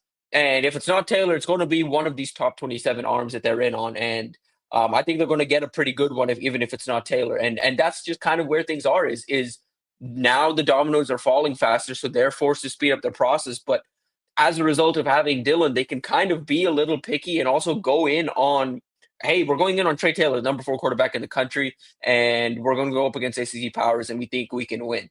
And, right so far, we have no reason to believe they won't win. So we've seen that progress with quarterbacks. Obviously, Latif had his own accolades coming out. Trey Taylor is probably closer in terms of stature to Dylan than any of the other 2 guys they brought in. But do you see that start to happening at any other position groups as well, where Nebraska's starting to get sort of maybe a little bit of the benefit of the doubt or a little bit momentum as guys like, I don't know, like a Ja'Cory Barney kind of has a nice first year in Nebraska, or like a Vincent Shavers or Willis McGahee start to play roles at Nebraska as well? I think it's going to take another year or so for wide receiver to get there. I think there's a very good chance if wide receiver gets there after this year, if Dane Key does what I think he's going to do and Ja'Cory, keeps being Ja'Cory. But I think DB recruiting is one that just not even because of anything, any one particular name. It's just a combination of John Butler's experience and Addison Williams' experience and their ability as recruiters. But that's been a position where Nebraska's been able to kind of go and take on a Georgia and take on a Florida and take on, some of these programs that do have a tradition of, producing defensive backs, and they can challenge, guys committed there or guys considering there and be a real player in those type of recruitments. DB is one that I think has been a little interesting for me this cycle to see just how aggressive Nebraska's been and how receptive some of these top DBs have been to Nebraska. Yeah, it's interesting. I like the way that they're kind of moving, and just in watching practices and stuff, how fluid and kind of piecemealing and mixing and matching has been. I think if you're a defensive back and you're watching practice or you get a vibe of their style, I think you can clearly see how they're open to moving chess pieces to get the best matchups, right? They're not set on any one 5-some or 6-some or 4-some. Like, they'll do what they have to do as cross trainers. For sure. And this is not necessarily not a slight at all at Evan Cooper, the last DB coach, but it feels like part of it is just having a defensive coordinator that is a DB's guy, having Phil Snow in the building, and having Addison Williams, 3 defensive, and Adam DiMichele, like 4 guys in the defensive staff that are DB focused. When they talk, there was a lot of talk under Cooper about, hey, we're getting positionless DBs, like we're cross training all our DBs. It feels like there's a plan, like more of a plan now, where it's like, hey, it's not just like I'm going to come in and be cross-trained and then eventually figure it out. It's like, oh no, they want me specifically at nickel, but they're going to train me at everything and then figure out where I'm good at. No, they want me specifically at safety, and there's like there's already a clear vision of what they want all these guys to be, and it allows them to be a little pickier in how they build out the sport too. Like if you notice and look at the 26 DBs they're after, the board's much smaller than it has been in previous cycles at the position. Yeah. Tim, as you kind of look at some of the other positions, I know I keep thinking about offensive line, right? Because obviously they were in for a while on David Sanders in last year's class, and that didn't end up going their way. No, they were in for a while on Jackson Cantwell. It doesn't look like that's obviously not going their way now either. Like, as we kind of focus on the trenches and building out through there, how have you seen those areas start to progress through the first couple of years of this Matt Rule era? And have you seen the needle move at all with Terry Braden getting into the fold on the defensive line side? Yeah, on O-line, it's coming together in the sense that I do think Donovan Raiola is doing a better job of getting aggressive, getting into these top recruitments early on, and that's what hurt them in the David Sanders recruitment, was the longevity. But now you look ahead to 27 with some of these top offensive tackles. I mean, they've gotten like 6 or 7 of the top 10 offensive tackles in the country on campus this spring. Like, they've gotten a good number of the top, and they're going to get another one on campus this weekend. And in Kelsey Adams out of Georgia. And so they're doing a better job of recognizing what it takes to win these elite offensive line recruitments. And on the flip side, they're doing a good job of finding value where they can, and landing these high floor pieces or these developmental pieces that they can work, finding the wins where they can get them. No one expected them to get Juju Marks this last cycle. They went out and pulled that off thanks to Jamar Mosey. And, that's a guy that they can continue to develop. You look at this 26 class, they're in it for Kelvin Obot. They're in it for, Claude and Puma, two of the top offensive tackles in the country. They kind of need to land one of those guys, in my opinion. I don't think it's like I can't foresee at this point with either recruitment how it's going to shake out. I know there's ground to be made up with Obot, but I think think Nebraska hasn't been in Idaho though. Like it's better. I think it's better than we think. Oh, absolutely. They've invested a good amount of resources into that recruitment, and the thing about Obot is that was a guy that blew up kind of as a junior, and Nebraska was in on him pretty early. Like Nebraska had him on campus in early November, I believe, and kept him on campus for multiple days and let him know that he was a priority. Like it's Nebraska's further entrenched than some other programs in that recruitment, and that may ultimately benefit them on the back end of it. But yeah, that's where we're at right now with O-line is I think, especially on the interior, Donovan Ryle has done a really good job. The tackle spot's one of those things where you just kind of have to hit in recruiting. And so far, he's kind of worked in and landed the guys he can, but he's starting to realize, I think that light's starting to turn on for the whole staff and realizing what it takes to land elite offensive lineman. The next step is just producing and getting some of these, turning some of these guys into draft picks and being able to show like a tradition and an opportunity to get developed at Nebraska. So, what's funny is Obot, you bring him up, and that's one of about, I don't know. Sometimes I think he does keep receipts, but Obot is a prime example of those guys because he talks about it in his pressers all the time, that he trusts their talent evaluation. And he had the brilliant one where he said, well, Ohio State gets a guy into their camp early, and it's like, oh, he's a good player. It's like we get a guy into our camp early, and everybody waits to offer it until after we do. Like, we trust our ability to evaluate guys. Obot, he speaks perfectly to that because he almost came from nowhere, but when Nebraska first offered. Right. Yeah. There's going to be, when we look back on this 26 class, if they put together the class, I think they can. We're going to look back on multiple of these guys. It's like, oh man, Nebraska was there before anybody else. Like that with him. With CJ Brona, who's in the class currently. Like that was one of those where he committed and people were like, oh, this was the one you were hyping up, Tim. Like I remember because like I posted something ahead of the announcement, like, hey, something's coming, and then people were like, oh, this is where you're hyping up like a nose. I was like, watch the tape. He had 6 interceptions as like a junior in like 6 games. Like he runs 10-1 in the 100-meter. Like this is a dude. And now you're seeing the recruitment taking off to the point where people are now like, oh, I don't know if Nebraska's gonna be able to hold on. Why is he still committed? And it's like, I think it says something that he's still committed despite all these other schools pursuing. The fact that he has all these other OVs scheduled, it says something that Nebraska's been able to hold on to his commitment, that he's not made the decision to reopen and, kind of explore his options while keeping Nebraska. I think the fact that he's holding on to this pledge tells me Nebraska's pushing some right buttons to this day. Yeah, and I think sometimes we undervalue, you talk about the longevity of the relationship, but I think a lot of these guys, I think we saw it with Michael Terry last year, right? Where when Nebraska gets in on a guy before everybody else does and before their recruitment blows up, it does feel like it kind of engenders a sense of loyalty to at least the idea of Nebraska. Even if they don't end up making the commitment, it seems like it does create a lot of goodwill for the program. Yeah, and that's what you need. Again, in the transfer portal era, that's what you're trying to do. Like, you're trying to create goodwill. You're just trying to be like, hey, listen, even if this doesn't go our way, no feelings hurt, no hard feelings. Like, go, like, maybe we'll find our way back to each other. And Nebraska's done a really good job of making these early impressions and sticking with them. And they're not early to everybody, of course. There's some recruitments they've been late on. There's some recruitments that it's like, okay, why are we offering at this point? This recruitment's practically over. But they typically do a good job of finding the guys they want pretty early, identifying them, and sticking to their guns. So there's got to be, Tim, do you think, let's go local here, just on the heels of what you just said about like where they are in the pecking order of the offer. And let's not talk whether they're late or early. Let's just generally speaking, so we don't frame the question. But from a Sharmar Brown hitting the portal. He's still the only portal guy that's been on campus for a visit, which I think is pretty impressive in terms of what I would say is doing their due diligence.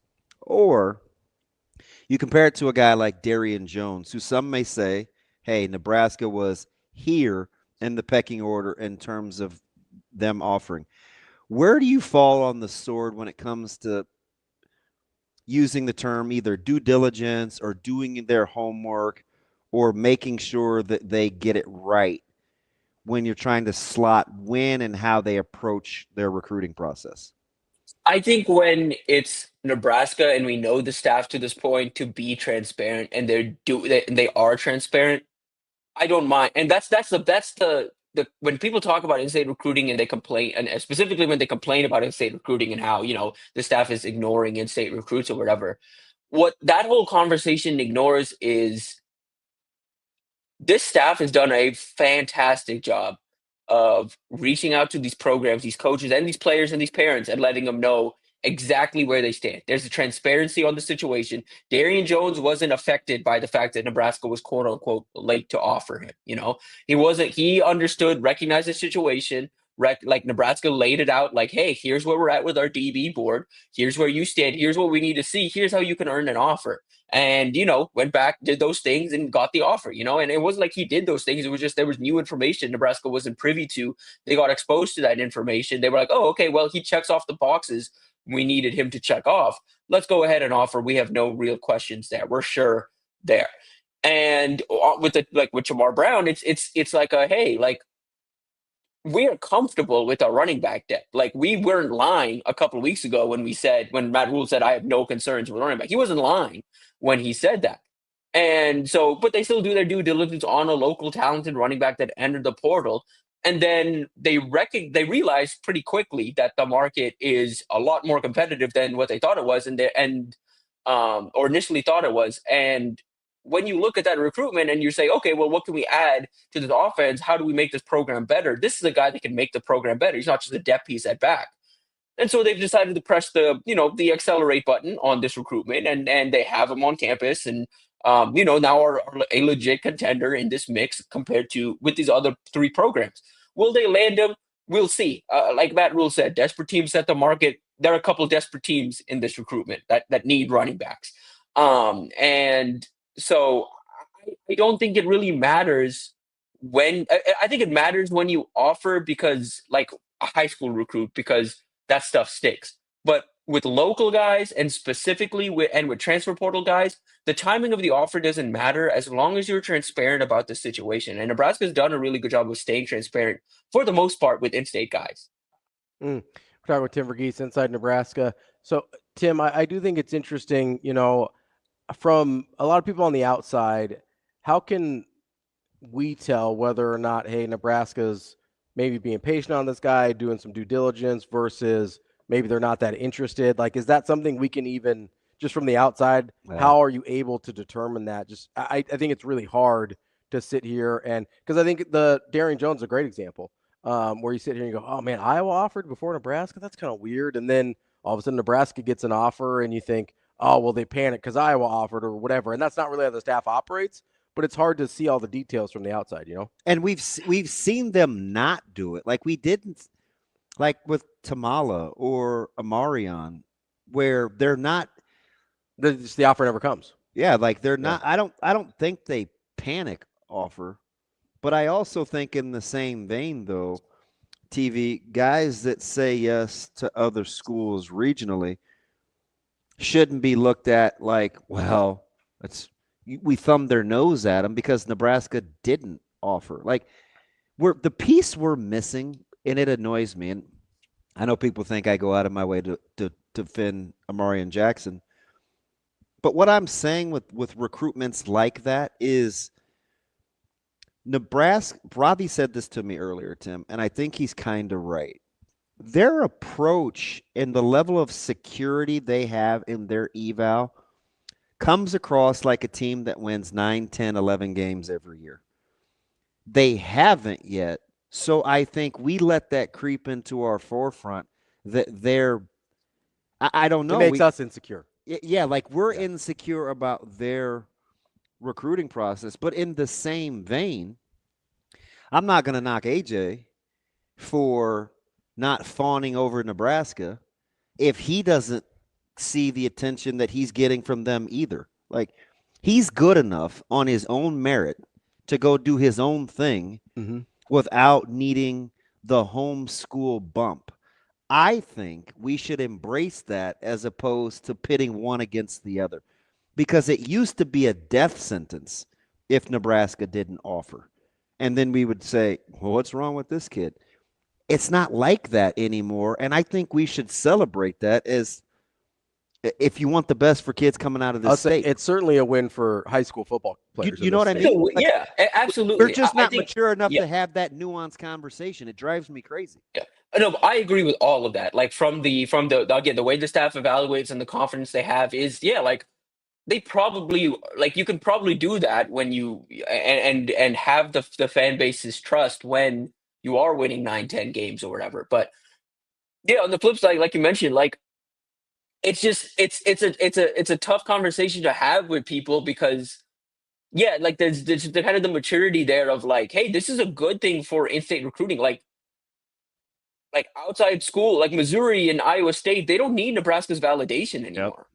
Like that's they are comfortable going into the state and being like, oh, when I go into Nebraska, I'm going to get a good football player. It's not like there's something wrong with it. Like there's like you mentioned, they're comfortable coming into the state. We saw it last cycle with Kansas. Kansas went in and offered some guys and tried to pull some guys out of the state. Iowa State's doing it this cycle.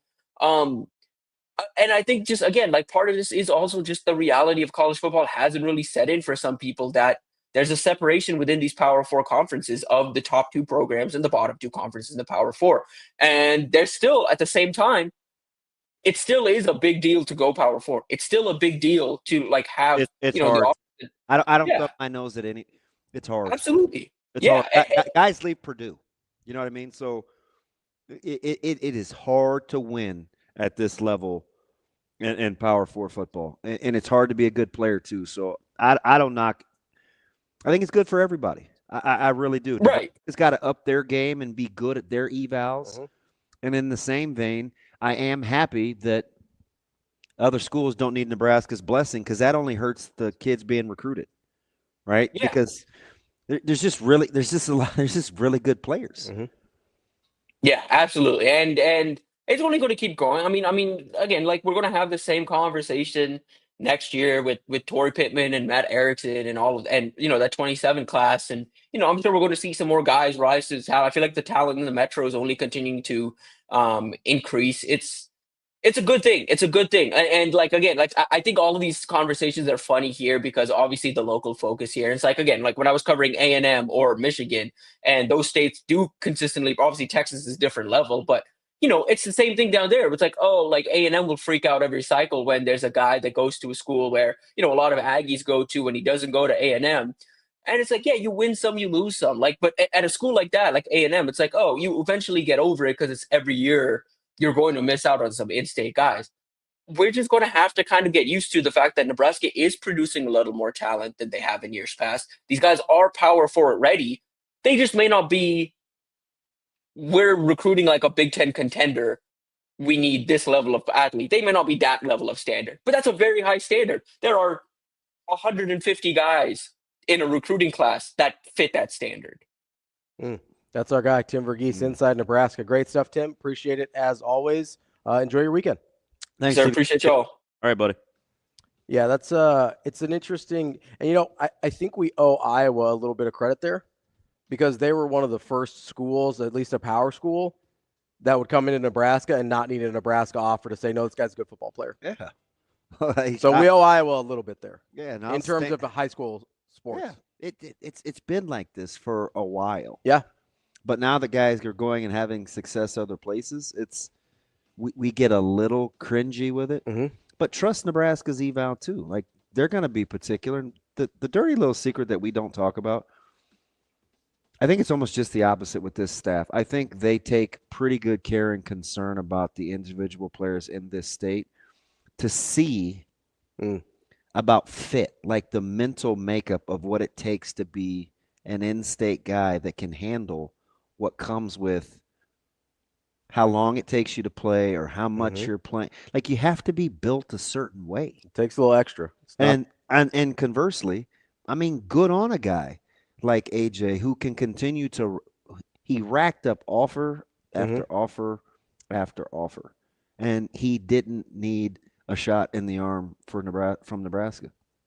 You can't be mad at that either. No, 100%. Not if you're 4 kids. 100%. Coming up next, we're going to talk to Jessica Coody. We've got the Husker games coming up tomorrow. DB still doesn't know what he's going to be doing. At this rate, nothing. But we will figure out we need to go like what's her name, Skylar Gray and Eminem. Call me a doctor. We'll see what we can do. That's DB. I'm Ravi Lulla. It's Hurrdat Sports Live.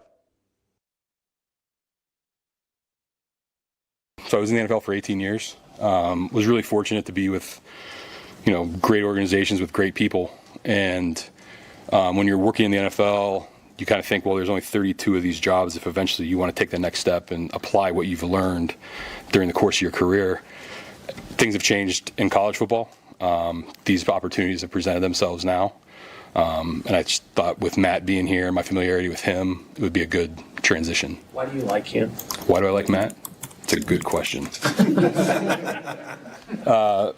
We see things a lot of the same way as far as football, what it's about, what kind of players we want, the type of people we want to build the team around. We see things a lot of the same way. I had talked to a couple of different places during the course of last year, just kind of getting the feel for like what this is all about in college football now. And when I decided that it's going to be something I wanted to do, I decided it's only going to be with somebody that I know, just because there needs to be that alignment. Because none of this works at any level if there's not alignment between what the head coach wants and what we give him.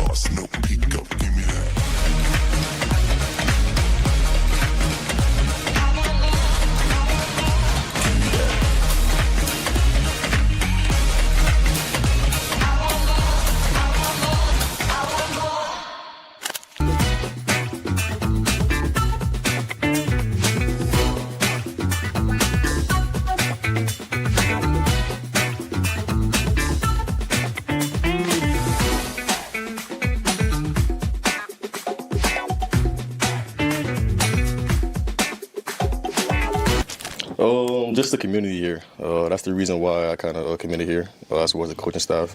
But the community is very welcoming, so it made my transition here very smooth. So everyone's welcoming. Everyone's like a big Husker fan. So like you can walk around the street, they know your name. So it made my transition here very smoothly. So. What role did the others who came in your class from that same part of the state of Florida with you? What role did they play in kind of making the whole thing easier to over the past year? And a big role. I mean, obviously, we wanted to come here and change the program. We made a promise to what we're going to do when we got here.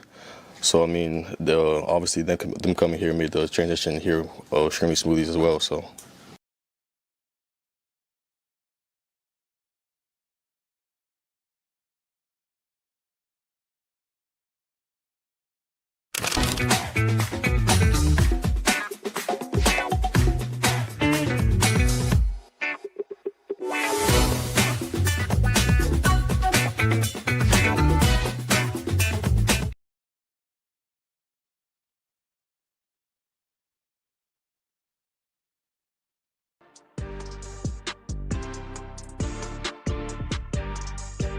Welcome to Hurrdat Sports Live. That's when games are won and lost, right? Like you can look at games around the country every week, college and the NFL, and most of them are decided in like a 5-play stretch. where a decision has to be made and you have to perform at high speeds and make decisions at a high level. So it's finding the guys who have had experience doing that, whether it's in high school or whether it's guys from the portal. You can see it on tape, the different people you talk to, different touch points that you gather along the way to see if they're capable of doing that. We're back here on Hurrdat Sports Live. That's DB. I'm Ravi Lulla here at Hurrdat Sports Bar and Grill. We are joined now by Jessica Coody. She's from the Husker Radio Network. Jess, how are you this morning? Good morning. Hey, it's a little early for me. I need to tell Shane I'm only taking windows after 9 o'clock. Well, hey, listen, if he would have done, dog's barking. Oh, here we go with that little spoiled pooch. If Shane would have done what I asked, you would have had more flexibility, but apparently he was on his own schedule getting you booked, considering we asked for you last week. It's all right. We'll forgive him this time. Well, why are you riding with this guy when we work together? Like you, we're good. Shane and I are good. Okay, all right, you're all right. Shane thinks I'm funny, so you know. That's unfortunate. Hey, by the way, yesterday at practice, why were you so cool that you had to go sit by yourself? I just like to sit up high. You guys were in the corner over there, and I couldn't see what was going on. And for me, like, I know the guys that are not going to play, but some of the guys that are going to be scrimmaging, I want to make sure, I know who they are. Well, to heck with you wanting to be good at your job. What? I said to heck with you wanting to be good at your job. Well, when we started this whole planning process for the broadcast, it didn't look like what it's going to look like tomorrow. So I want to make sure I get guys' names right. Hey, so here's the $1 million question, because I think DB still doesn't know what it's going to look like. Are you going to fill him in at some point? Because he's a little iffy about it. The thing, I don't really know either. Wow. I think we're so we're all in trouble. You're not joking. We're just, hey, I've been saying this for like 6 weeks now. We're just going to roll with it. I don't know. I mean, I know that Emmett's going to join at some point. Dylan's going to join at some point, and we'll make through it. But I think some of the competitions that they're going to have, I think, are going to be pretty fun. Now, I don't know how that translates to radio, but DB's going to have to be calling some play-by-play of some calf roping. It's gonna be fun though. I'm excited for the day, and I think we'll make the most of it. DB and I will have fun no matter what. And you know what? If they can fire us if we're terrible at calling spring games, I guess. As fluid as this thing has been, we thought we had a plan Tuesday. Then we joked about it Wednesday. I think it's still different today. Like, what do you think? Why do you think it's been so hard to land the plane? Well, I think because when you add the scrimmage elements to it, and then you have timing now that you don't want to be there for 6 hours if you still do the original plan, and then you add in a whole nother scrimmage portion to it. And I think it just has, as they figure out what they want to do right with the day, what Coach Rule and the staff wants to do and get accomplished with the day, that's ultimately the first priority. So as that's continued to evolve, then they are figuring out how to fit in the other pieces. So I think that's kind of where we're at. But hey, ultimately, as long as I think they just want to make sure that they're putting on a good product for Husker Nation. And it's there's a lot, I can tell you behind the scenes, there's a lot of people working on this that have been working on this. There's a lot of moving parts. And so, they're continuing to adjust as needed as the changes happen. And I still think it's, if there's one thing I know about Nebraska and just the product of the production on the field or court, whatever it might be, it's top notch. And so even though they might be kind of scrambling or, adjusting on the fly, it will appear that it's been planned like that the whole time. They will do a good job executing it. There's no doubt in my mind. So, Jess, if you need any help here on kind of translating a not super radio product over the air, I did once do a internet broadcast for a cow pie bingo fundraiser. Wow. So Wow. I do have some expertise in the area if you guys need a little help. Can we get back to this calf roping thing? How did I miss that in all the meetings? It's been broadcast. I mean, they put it out there. Elijah Judy put out his practice. Coach Rule talked about it in his press conference. Heinrich Harburg's calling out Coach Cook. How did you? I'm confused how you missed it. Because the first, so all right, I'll tell you. So the first time I heard it, I thought people were. I took it as a joke, so I didn't pay any mind. I'm dead serious. They've got robo ponies. Oh God! Like, so it's not just like a roping a dummy. Like the steer is going to be moving. Roping a dummy, kind of getting me where I need to be on the road, huh? I'm just like picturing DB trying to analyze all of that, you know. He's gonna break down the mechanics of the throw. I think he's gonna get after it. So, I assume I'm starting on the field mic'd. Is that what we agreed on? Yeah, we both have my sideline mic set up, so we'll be able to roam on the field. Okay, and we can be close enough together where we won't get the whatever happens when we're. Well, that's why I told you need to bring your earbuds, because you will not have a headset, so you can hear me talking no matter where you are. Okay, thank you. I'm gonna write that down. Bring my own. And I'll have to tell them again tomorrow morning. Not all funny. Right, I'm it is prepared not for what I got. funny. Why don't you just pull some out of that never-ending ridiculous backpack you have with has 55 Radio Shack things in it? I probably do have an extra set of earbuds. I probably need to make sure and bring it because there's a chance you'll still forget, even though I've told you 5 times. Have you seen B-Mac's emergency kit? His is like the GOAT. 55 chargers, different HDMI, USB, like USB 2s. He has something for everything, and he just rolls it out like a cosmetics case or something.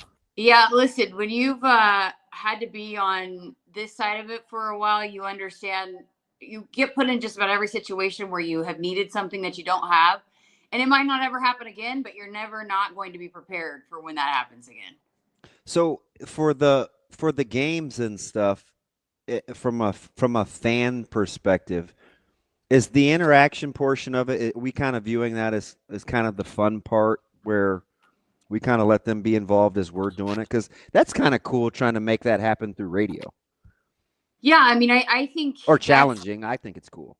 Yeah, I think that's part of the day, and you know, talking with Coach Rule and just yes, they want to get stuff accomplished with the scrimmage portion of it. But I think there's a lot of thought process put behind the Pro Bowl and just the being able to see these guys. You know, he said, we've got a lot of great guys with a lot of fun personalities that you don't always get to see. And so maybe providing that kind of opportunity for fans to get to experience these guys differently than what they normally do. So I think it's going to be way more interactive than a typical spring game. And, you know, I think there's going to be a lot more opportunities for fans to interact. And we are going to be able to talk to guys and get them on the mics whenever. I don't know if you have if there's a list of guys you want to make sure we get on that are not playing. You know, I think it's kind of open to what we want to do. We can grab guys and pull them over onto the broadcast, whatever. And I think that's the fun part. And I think Coach Rule wants that. He wants guys to be able to be exposed in a different way that maybe they don't normally get to be. I think you should try and have DB interview one of the robo ponies. Anything out of it. I see what you're trying to do. I don't appreciate that one bit. Let me ask you something. How much of what you thought we saw from Coach Rule, because clearly he and Troy Dannon were the only two for a while and the first two to know about the new scrimmaging procedure. How much of that do you feel like was him kind of realizing in the moment that this was kind of the last hurrah for some of these guys, and how much he hates the transactional part of that job? Yeah, and I think the players wanted to be able to play. You know, yeah, I mean, I agree. As much as the it's going to be fun and they're trying to do something and there is a competition part of it. Ultimately, there's not they're not playing football, and I think the players really, and again, this is just from my perspective, and I think the players really wanted to have that kind of opportunity, and Coach will listen. I think that's maybe a part we're missing out on this too. There's a lot of layers to why I think they transitioned into having the scrimmage, but I think ultimately a lot of the players wanted to be able to do it, especially probably those guys that we'll see how the 105 and if it changes with the grandfathering in. But if that is ultimately what has to happen, then yeah, there are going to be guys that are playing on Saturday that will have, that's their last opportunity to be out there in Memorial Stadium probably.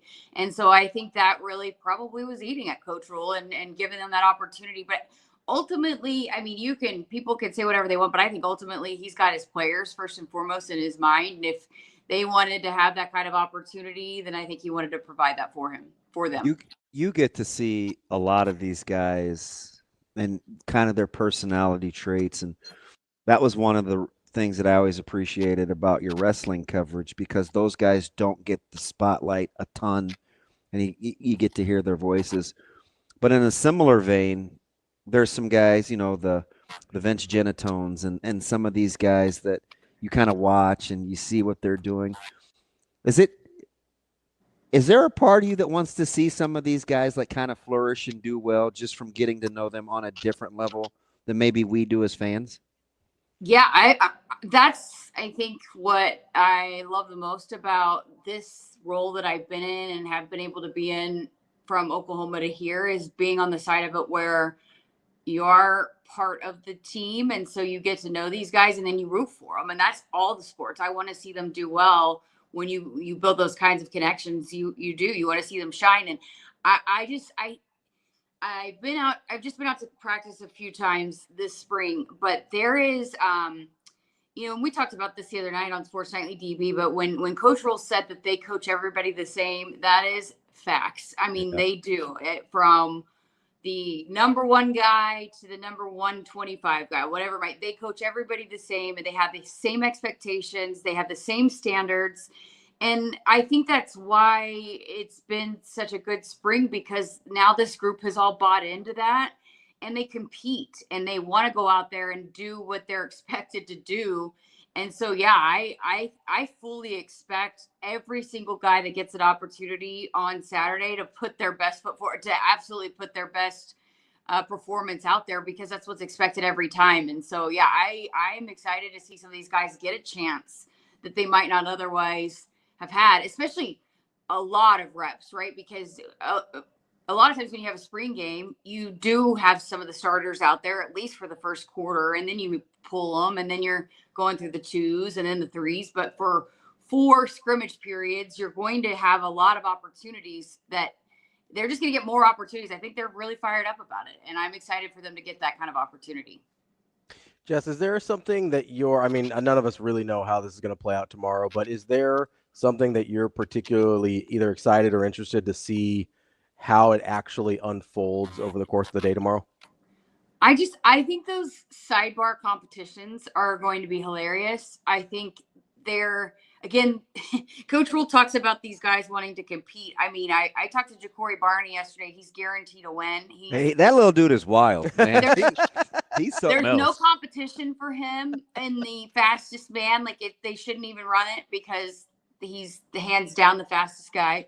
But Coach Braden, you hear him talking all the trash about the wings eating contest, and so I just think getting to see these guys compete in these different. There's a tractor tire and they're going to be a relay with a huge tractor tire.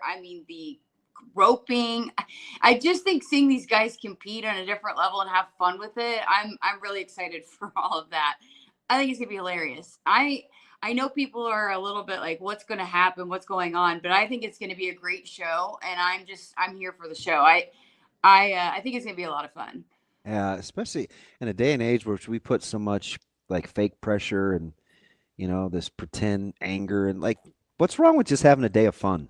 Just having fun. Because ultimately, DB, I think for as high as the expectations are, and they work really, really hard. I mean, did you not see how many did you watch yesterday? Is that not intense? Like, what was Hunter saying to those guys? That was wild. And I'm like, they probably need some Madonna downtime. Well, and then every O-line, D-line guy I've talked to this spring have brought up when they going up against each other that there's been all the fight. Yeah.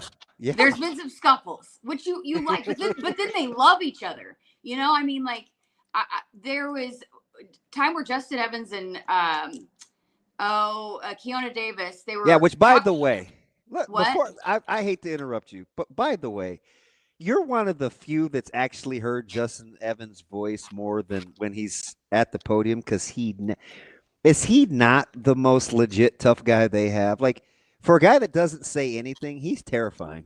See, I think he really embodies what Coach Raiola wants. I think they are all really, really nice, kind human beings, but they're completely opposite when they step on the football. He is a mean spirit. Like, and people leave him alone. And I get it. Keona's a big, strong, mean kid too, but those guys, it's just fascinating to watch them go back and forth.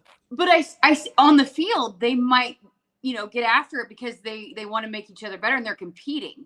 But like off the field, because here's Keona going through his first kind of media session, and Justin Evans is coaching him up, and like I think that is the perfect picture of kind of what Coach Rule has built, is like they are going to get after it on the field, but when they walk off of it, it is a close-knit group, and I think they do have a lot of fun that we don't always get to see. But I think here is the opportunity that we are going to get to see them having fun on Saturday. Do you have a sleeper in any of the competitions that you are keeping an eye on? Somebody below the radar, like Elijah Judy in the calf roping, or you got a sleeper you want to give people a heads up on?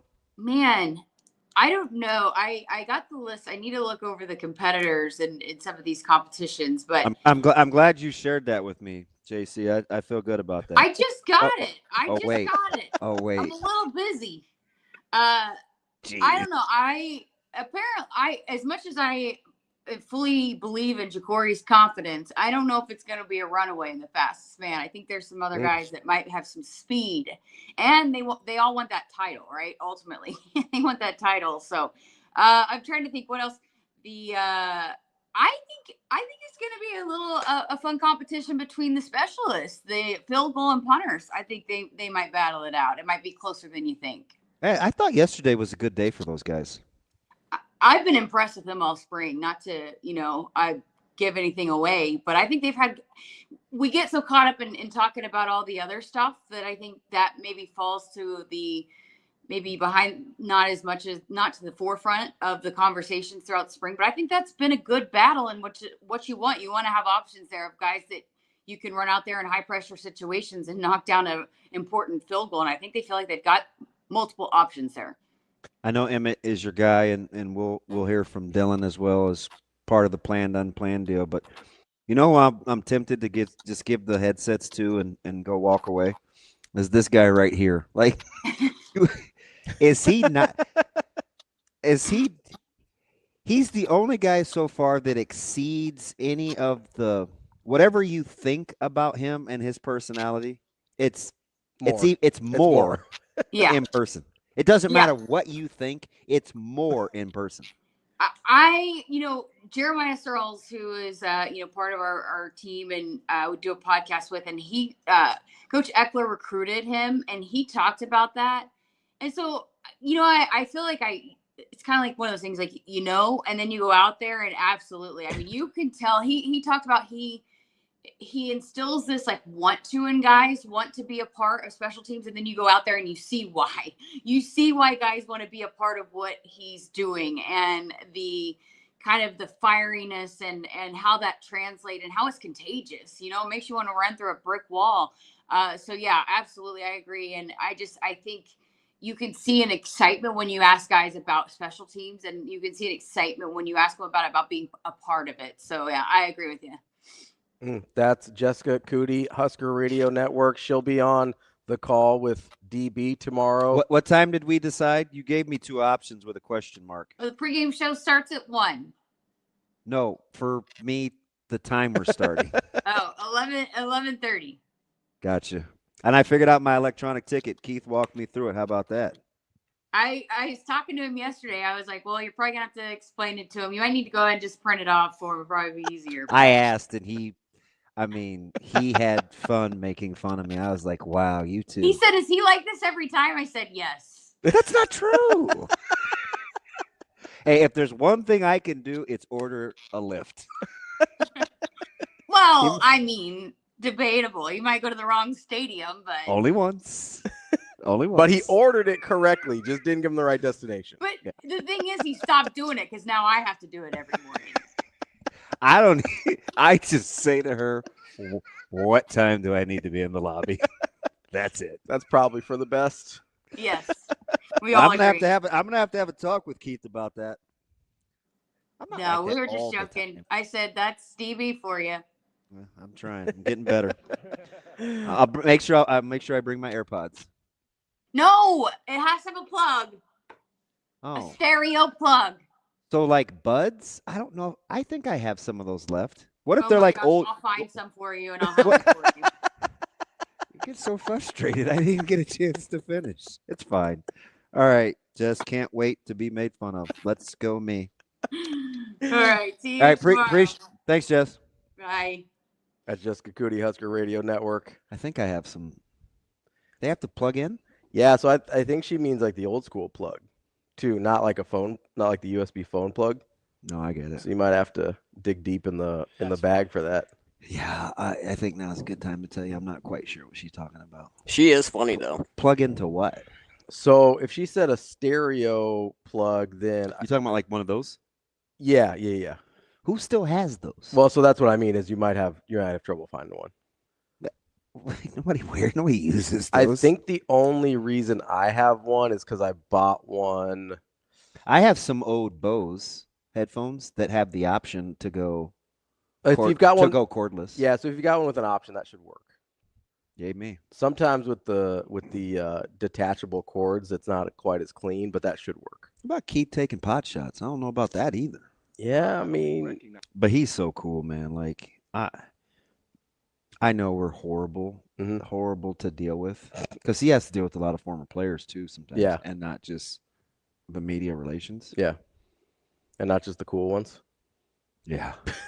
Fudge. Thank goodness for that guy.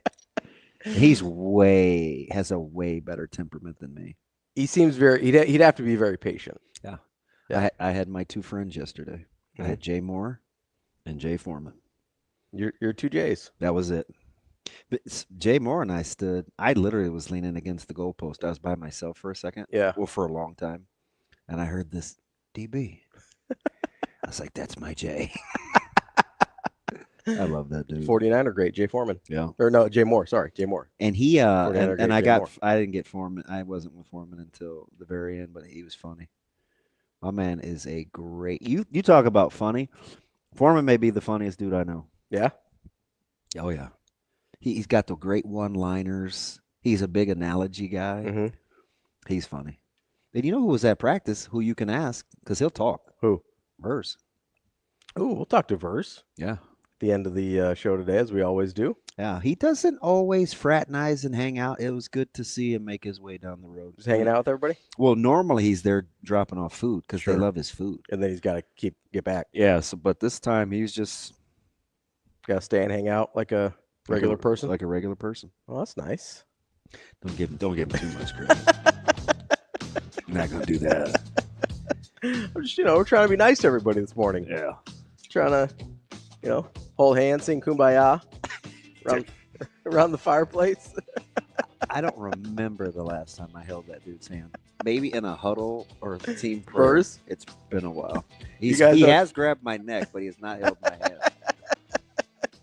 Well, let's try and avoid that in the future as well. We'll see. It's a crapshoot with his move. We just got to make sure we get to him right at 9:45. Well, coming up next, we're going to get to our guy Mike Sautter right at 9. But if you're on the road, make sure you got that seat belt buckled and make it click. It prevents injuries and saves lives. This message brought to you by the NDOT. Mike Sautter coming up next on Hurrdat Sports Live. So I was in the NFL for 18 years. Was really fortunate to be with great organizations with great people. And when you're working in the NFL, you kind of think, well, there's only 32 of these jobs if eventually you want to take the next step and apply what you've learned during the course of your career. Things have changed in college football. These opportunities have presented themselves now. And I just thought with Matt being here, my familiarity with him, it would be a good transition. Why do you like him? Why do I like Matt? It's a good question. We see things a lot of the same way as far as football, what it's about, what kind of players we want, the type of people we want to build the team around. We see things a lot of the same way. I had talked to a couple of different places during the course of last year, just kind of getting the feel for like what this is all about in college football now. And when I decided that it's going to be something I wanted to do, I decided it's only going to be with somebody that I know, just because there needs to be that alignment. Because none of this works at any level if there's not alignment between what the head coach wants and what we give him.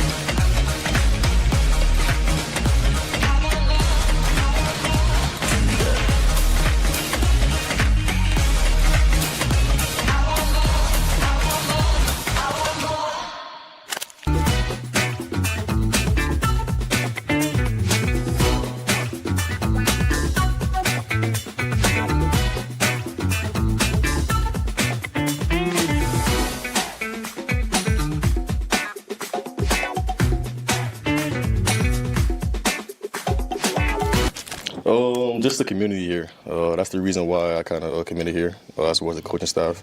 But the community is very welcoming, so it made my transition here very smooth. So everyone's welcoming. Everyone's like a big Husker fan. So like you can walk around the street, they know your name. So it made my transition here very smoothly. So. What role did the others who came in your class from that same part of the state of Florida with you? What role did they play in kind of making the whole thing easier to over the past year? And a big role. I mean, obviously, we wanted to come here and change the program. We made a promise to what we're going to do when we got here. So I mean, obviously, them coming here made the transition here extremely smoothly as well. So.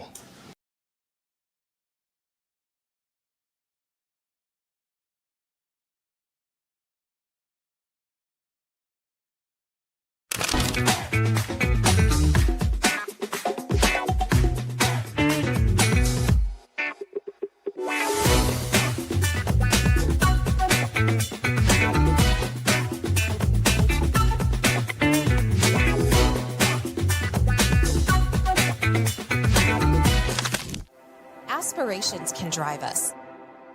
Sometimes a simple gesture is what fuels the pursuit of a dream. When it's time to make your dream a reality, we are here to help.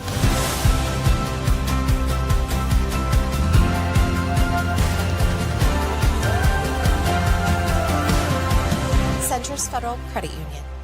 We are where you are.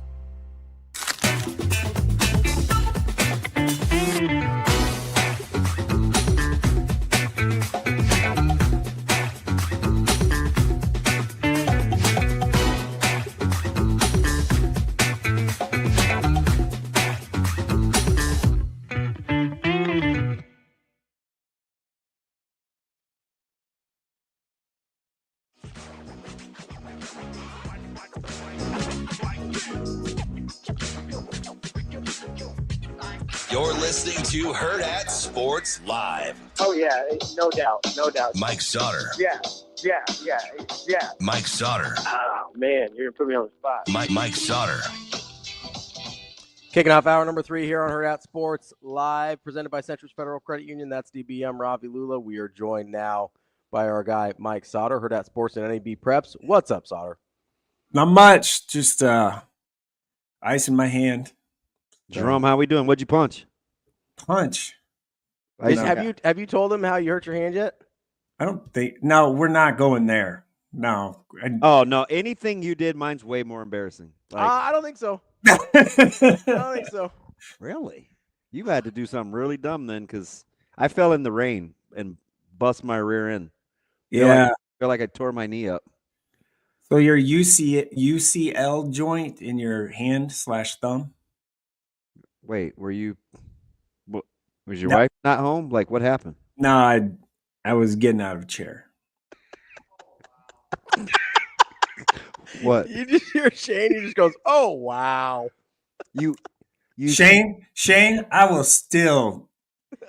This dummy just asked me if I wanted to borrow his stool to get in my vehicle because my knee is hurt. He's like, "Do you want my step stool?" It's like, no. Dude, I'm looking out for it. I just let you have it. That's not looking out. Damon, I will text you a picture of what my hand looked like the other day. So what'd you do? Go to push and your thumb slipped? Just got it's the stuff. Let's move on. That's incredible. I've been characterizing it as he had some trouble getting out of a chair. So it's like one of these, and it probably slipped. He gets mad at me, but then he tells the story, and everybody's like, "Yeah, it was a fair characterization." So is it your right or your left hand? Right. Oh, right hand. I'm right-handed. Oh yeah, that's a problem. Yeah, that's a problem. I dropped the dumbbell on my thumb, and it was probably, I don't know, 2 weeks before a cruise. And let's just say we didn't eat on the majority of the first 3 days of that cruise because it's already tight quarters, and I'm right-handed.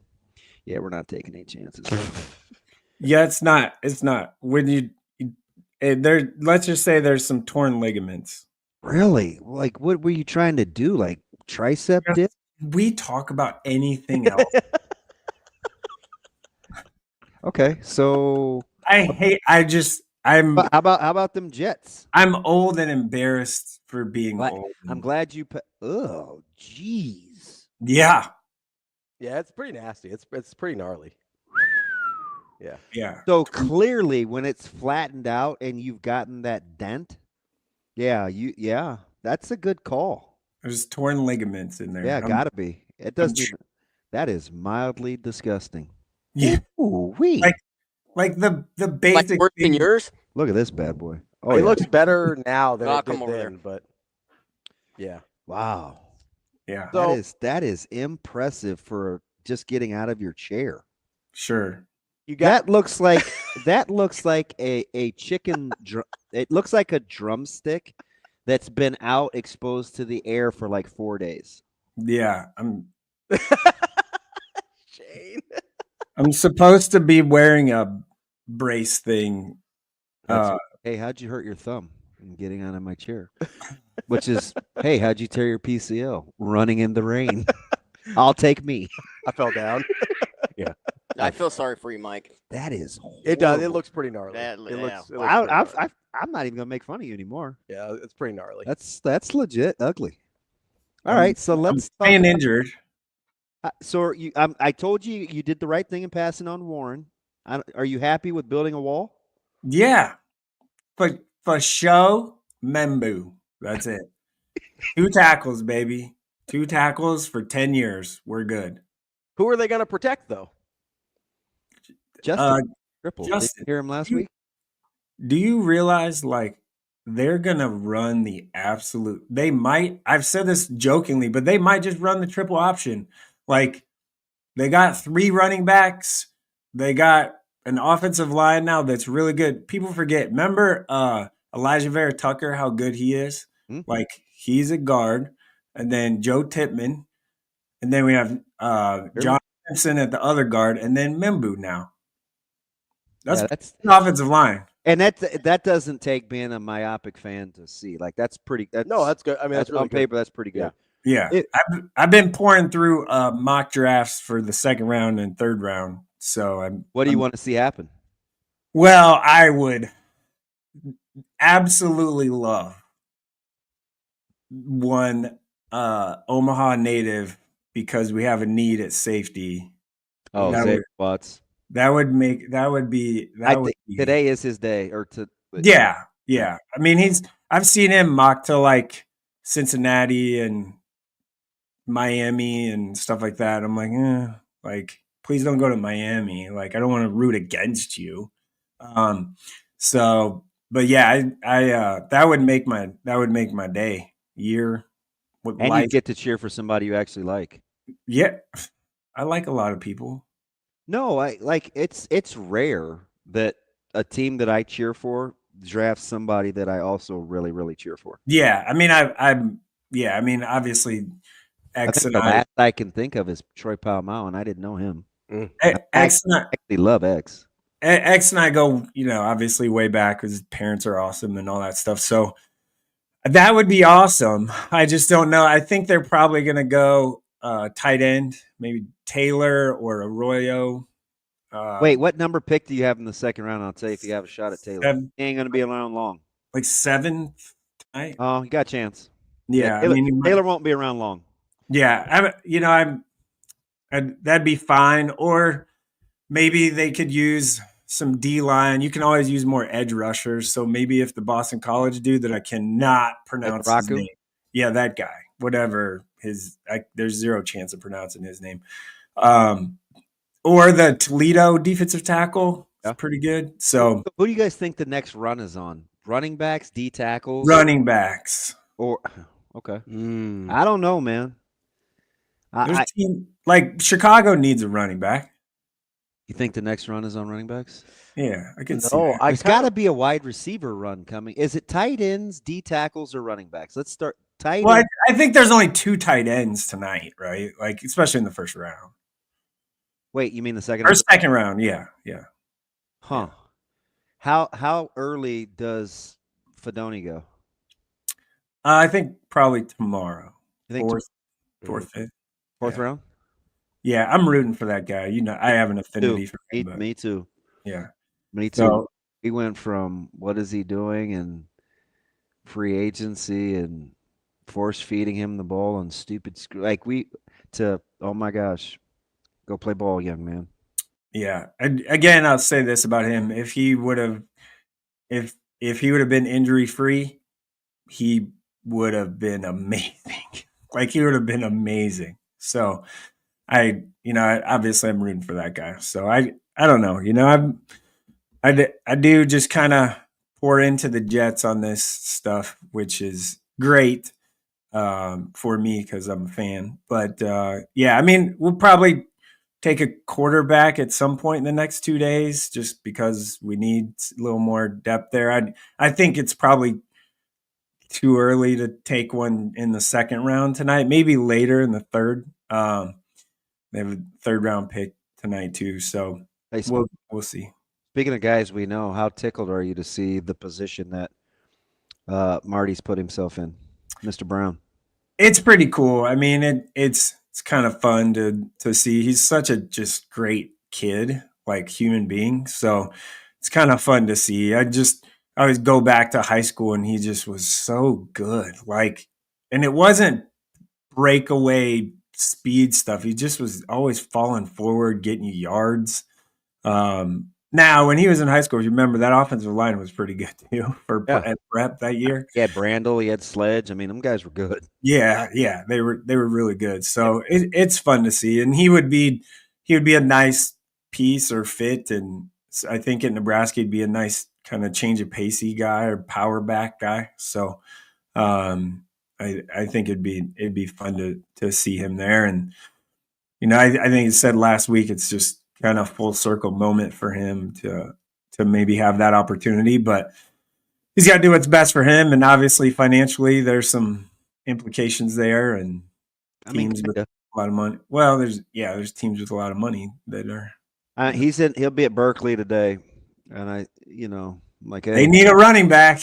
It's empty. And I mean, Rivera's put the full court press on, but I think he does want to win. Right. So, and I told him, I'm not trying to deter you, but make sure you take a look at the travel schedule and and that kind of schedule, coming from the left coast, my sister taught at Berkeley forever.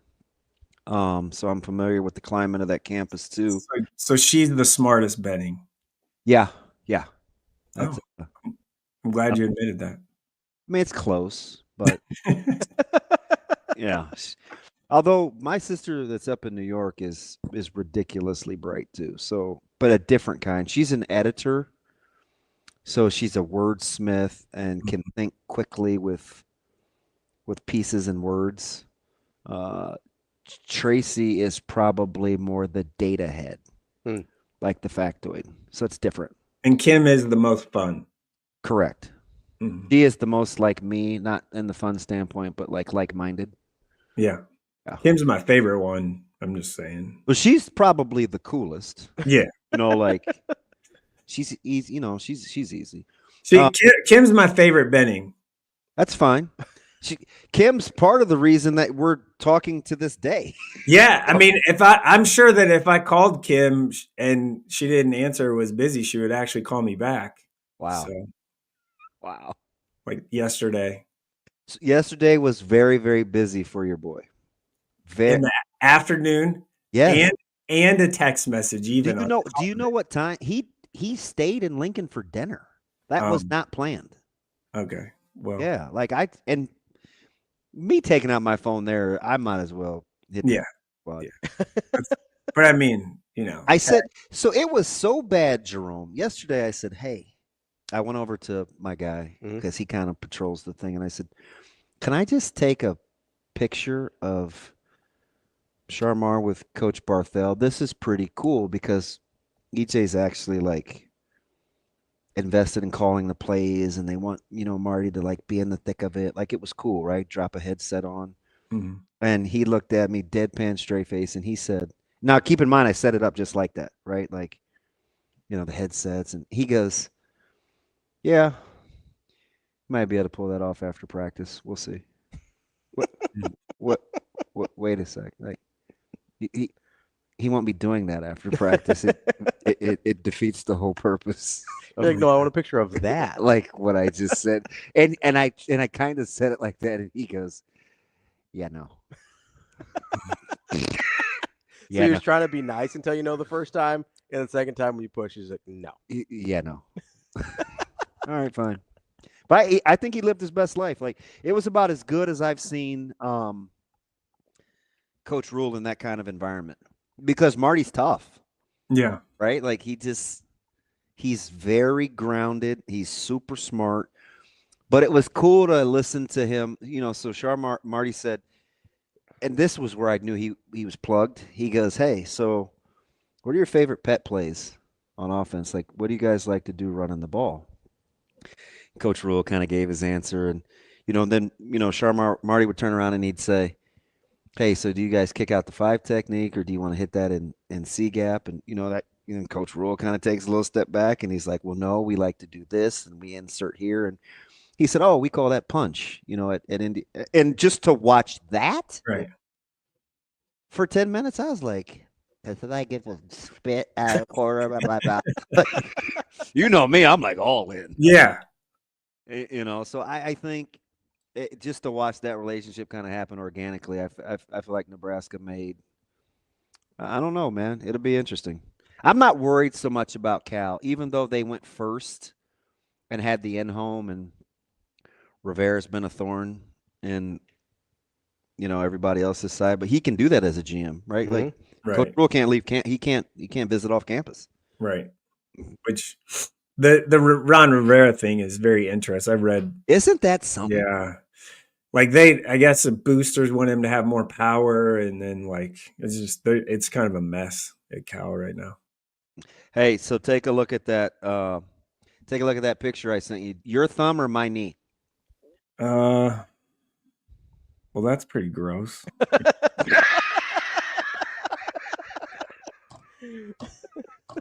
Well, that's pretty gross. Yeah, it's not. Yeah, it's not great. Yeah. Yeah, that joker will not bend either.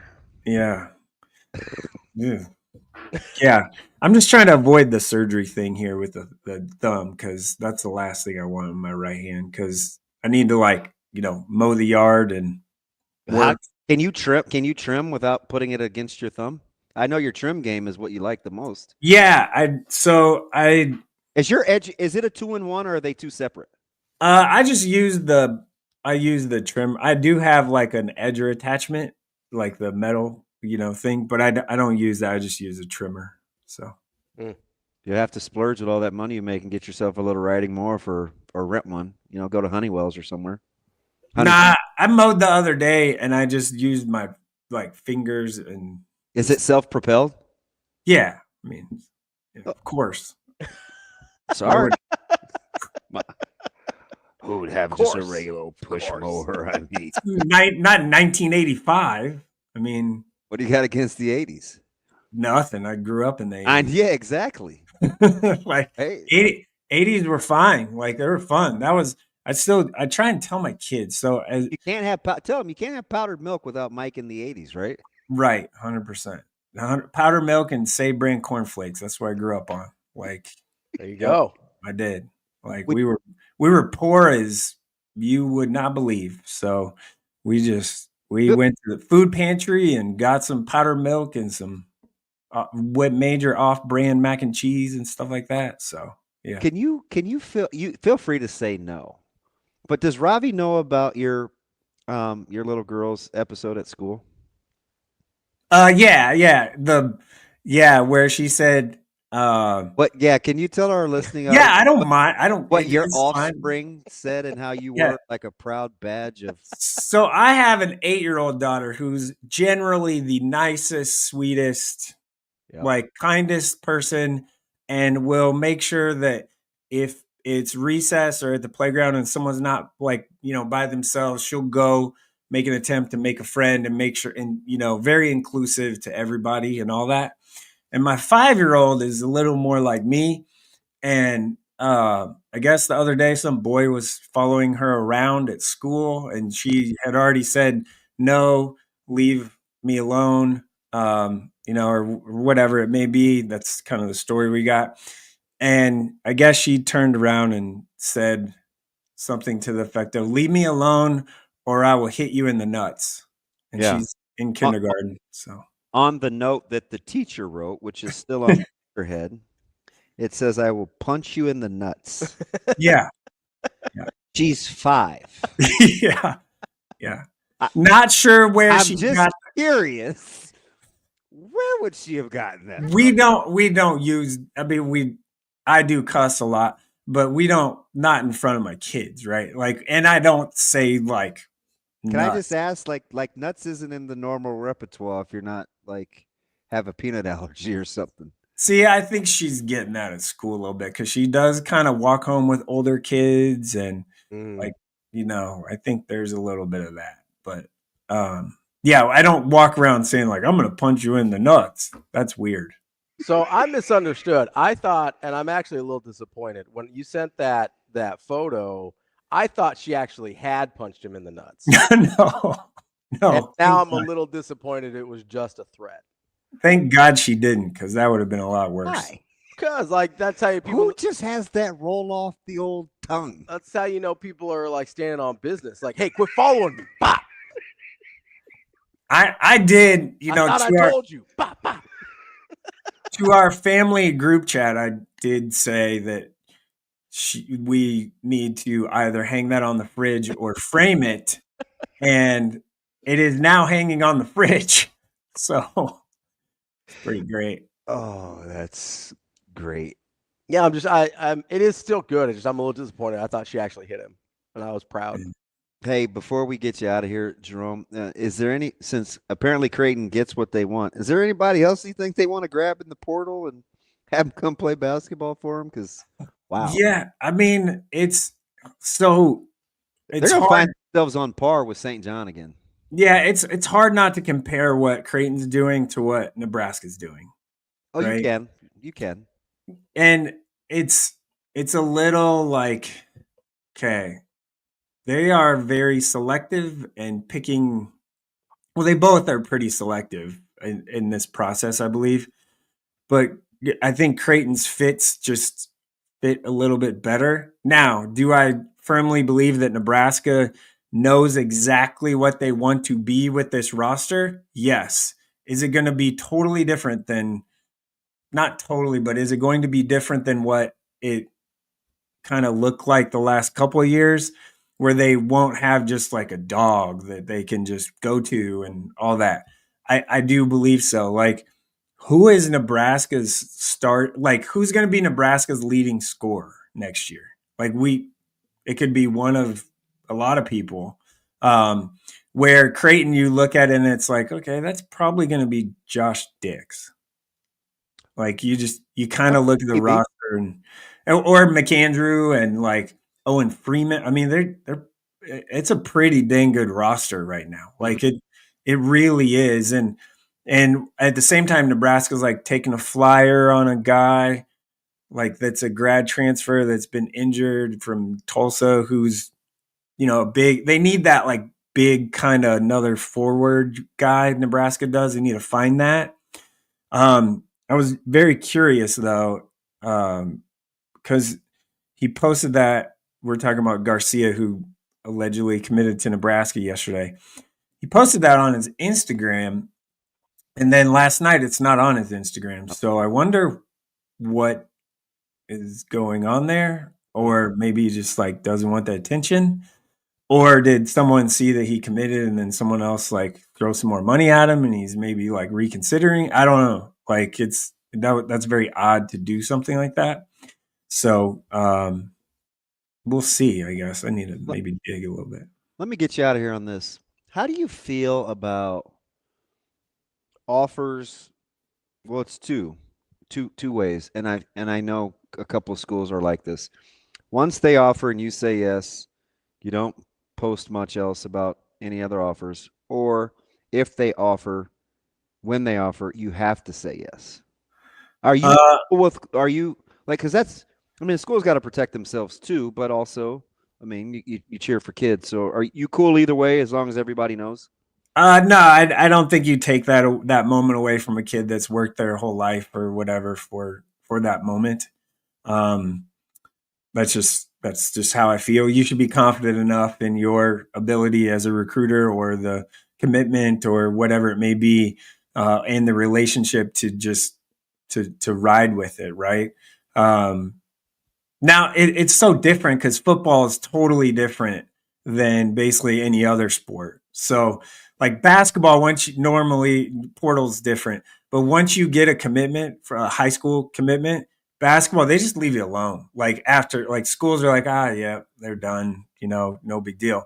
But football, like you can commit all you want. It doesn't matter. Like people will still recruit you and be after you and, come after you and all those things. So that is, and I do kind of think that maybe a little bit of that is maybe why we've seen some of the like group of 5 commitments right now. Like we saw yesterday, Jermaine Green, for example, commits to Northern Illinois. Who just went to Toledo? What'd you say? Trying to think who just went to Toledo basketball. Minor Strong. Yeah. And that's good. That's a good fit for him. I think they probably gave him a little bit more money or something. So that guy was quietly really good. Mm-hmm. Yeah, no, he 1 year at JUCO and he just popped. Yeah. He really did pop. So he Minor, good for him. It's a nice feather in Omaha North basketball's cap again. Been a minute, right, since like Justin Patton's of the world for them to produce something like that. So Minor was really good. But back to your question, the football thing is totally different. Now, kids, I do believe, are really smart because, man, you probably just want to jump on stuff right now. Like the portal is a real thing, and like you're going to be without if you don't just lock in your spot. And it is kind of cool. Like I was listening to you guys earlier this morning with Tim and even Michael a little bit before, but kids in Nebraska getting like, we should just be rooting for kids, right? Like we should be really happy with kids having opportunities to play at the next level, whether it's Iowa State or Iowa or Illinois or Toledo or wherever that may be, we should be like, okay, because like I've said for years, the more that happens and the more that kids from Nebraska go to places outside of Nebraska for if Nebraska offers or not, the more that happens and the more that they are successful, the better it looks for us as a state. Yeah. And us as, people that promote or care about. I can know Braylon Warren's a really good quarterback, or Marion Jackson's a really good player, or Jet Tamala, or whomever else. And I don't have to base that anymore on whether Nebraska's offered or not. Yeah, that's freeing for me. Yeah, and I've never, subscribed to that, I guess. I kind of do feel it used to be a thing before all these other schools started coming to Nebraska. It definitely used to be a thing. Yeah, it really it absolutely did until Nebraska started winning 3, 4, 4, 5, 4 games a year. Then it's like, man, okay, until they start winning again, these other programs are top 25 teams and whatnot. They're better. They're in a better situation as far as a program's concerned. So why are we as people that live in Nebraska, watch Nebraska football, cover recruiting, whatever, bucket you're in there, why are we saying, well, Nebraska didn't offer, so they're probably not that good? Let's move way on beyond that. Which I feel like hopefully we've kind of started doing more of. Amarion Jackson's a really good player. He's really good. I've liked Jet Tamala for 3 years. I think he's amazing. I said it for a long time. So have other people. And Isaac Jensen, really good player. Braylon Warren, really good player. So this is a conversation I can have now because he's in the NFL, and I saw him last night just hugging with a huge smile. Connor Riley, now the offensive line coach at the Cowboys. Alice. Yeah. He was K-State's co-offensive coordinator, offensive line, he's a prep guy and from Nebraska. Him and I talked for probably a whole quarter watching Millard South play in the fall in the back of the end zone. And we were talking about players and, guys coming and whatnot. And he goes, man, that guy at Westside. And I go, talk about Braylon? And he goes, yeah. He said, that quarterback over there. He goes, he's young, but that guy is a dude. And I'm like, huh. If this guy who's, I have an affinity for Connor Riley, I think he's great at what he does and a good recruiter and all that stuff. That guy said it when Braylon was, we're talking last year. Yeah, sophomore. And he's like, that guy is a dude. And I'm like, I go, oh, really? And then his response back to me goes, Mike, he is a MFer. Yeah. And I'm like, oh, okay. So it's pretty good. So it might not work out for him to go to Nebraska because they got commitment already or whatever. It might, you never know. But Illinois offered this morning. I mean, he's gotten all these offers and stuff. It's great. It's super awesome. If Nebraska doesn't offer him, that doesn't mean that he's not a good player or good enough or whatever, because all these other people think he's good enough. So why do we always have to do that comparison thing? That's a 1990s Nebraska thing.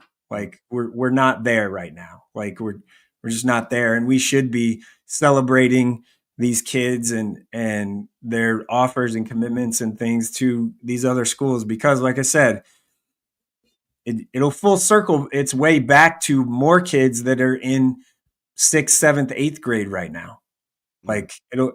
Hopefully it does, because hopefully those kids come back or go and are successful. And then, maybe more coaches start focusing on Nebraska. And it feels like right now we're in a pretty good spot, especially for football in the state of Nebraska. I mean, I can say that and still like Nebraska's talent eval too, because clearly they're doing.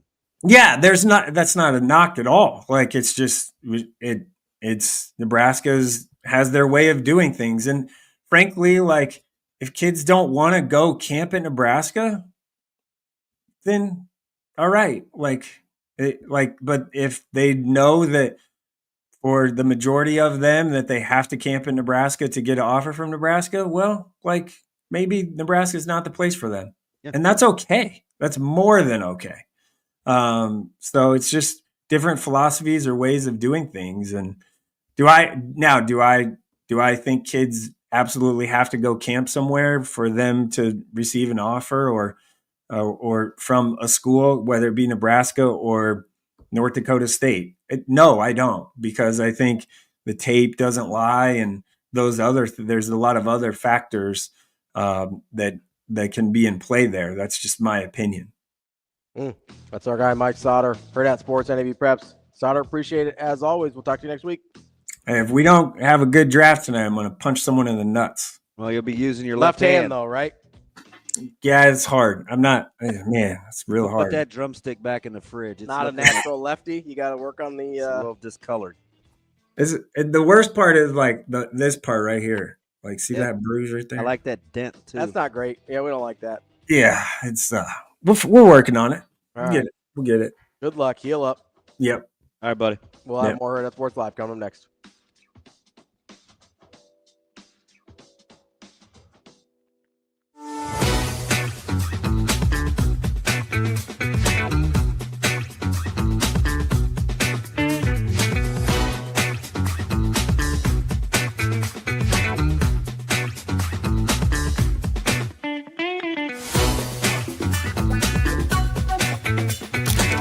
He taught me like basically personnel, like the tackle and the guard alignment. Like he'll know, like he'll call out the play before we even say height. He'll call it out. Like he'll be like pull. Like he'll let me know like what's going on before the play even starts. So like he been like teaching us the whole room, not even just me. He been teaching the whole room like how to play like fast and smart. Know your personnel, like who's coming to get you, like who's coming to block you. You know you got help right here. So he been teaching.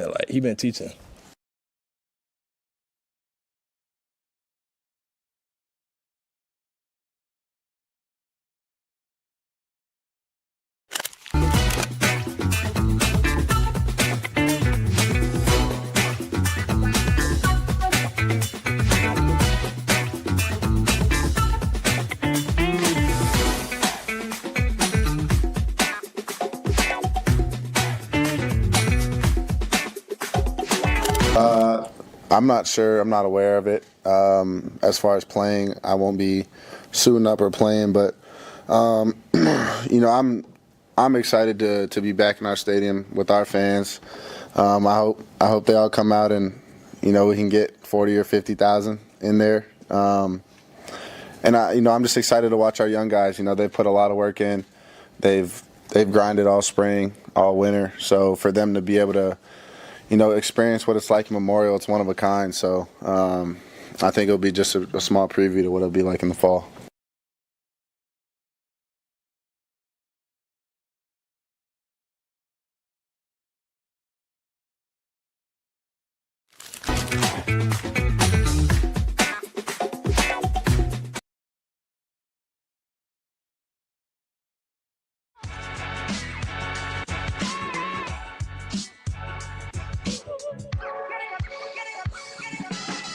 You're listening to Hurrdat Sports Live.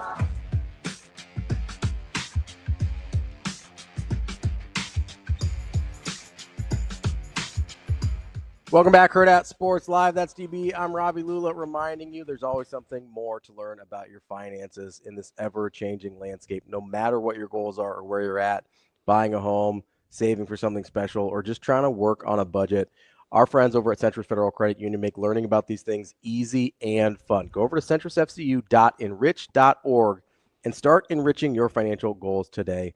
Federally insured by NCUA. DB. Hi.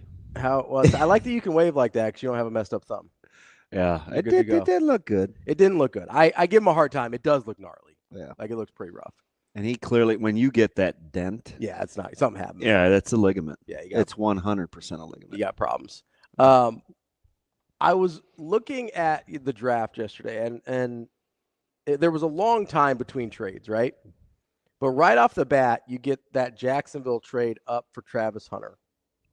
And it feels like they overpaid to move up 3 spots, I think. Maybe not as much as the Falcons overpaid to come back into the first round and get Pierce out of Tennessee. But the Falcons are so in. This is going to sound crazy. Yeah. I think they're close. I think they addressed a couple real needs. I think yesterday. I think the Falcons are close. Which is, if Penix is good, they probably are pretty. So close. I kind of look at them a little different. Yeah. And I agree with you. It does hinge on his development. Yeah.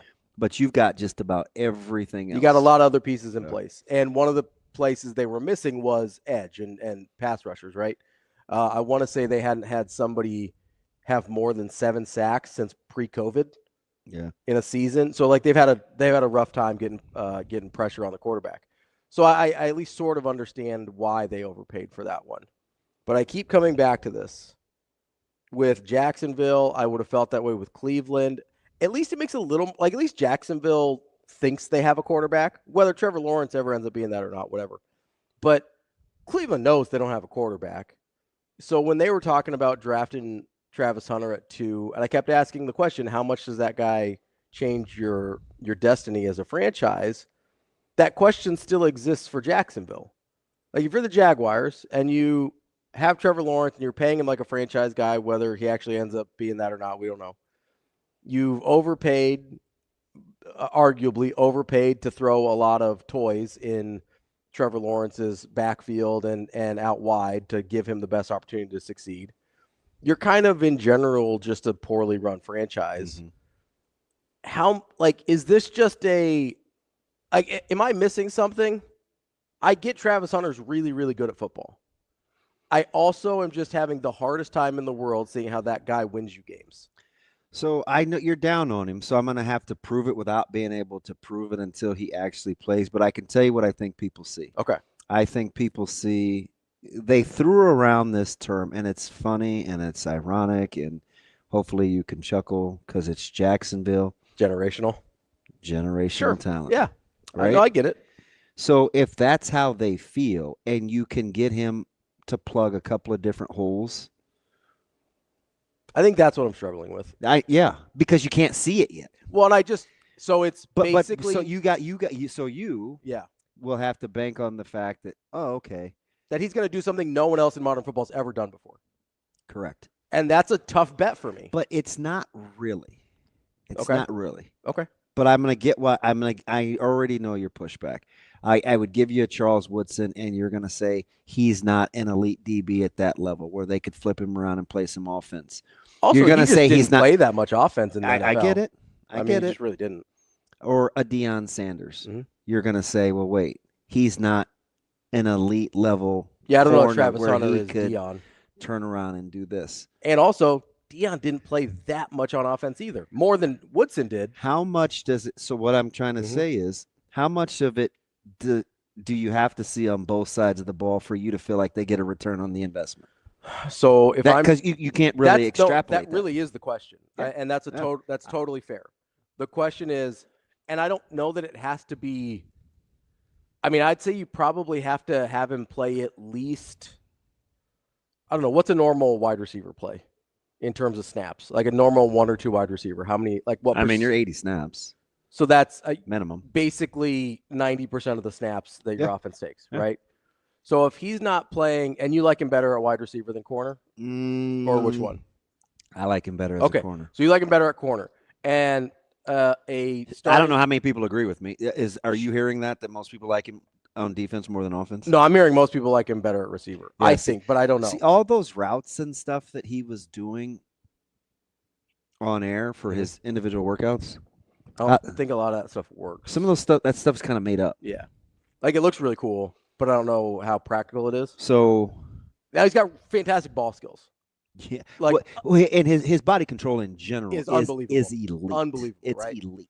So I don't want it to come off like I don't think he's a good football player. I look at in order for him to full disclosure, I'm with you. Like I wouldn't have done it at 2.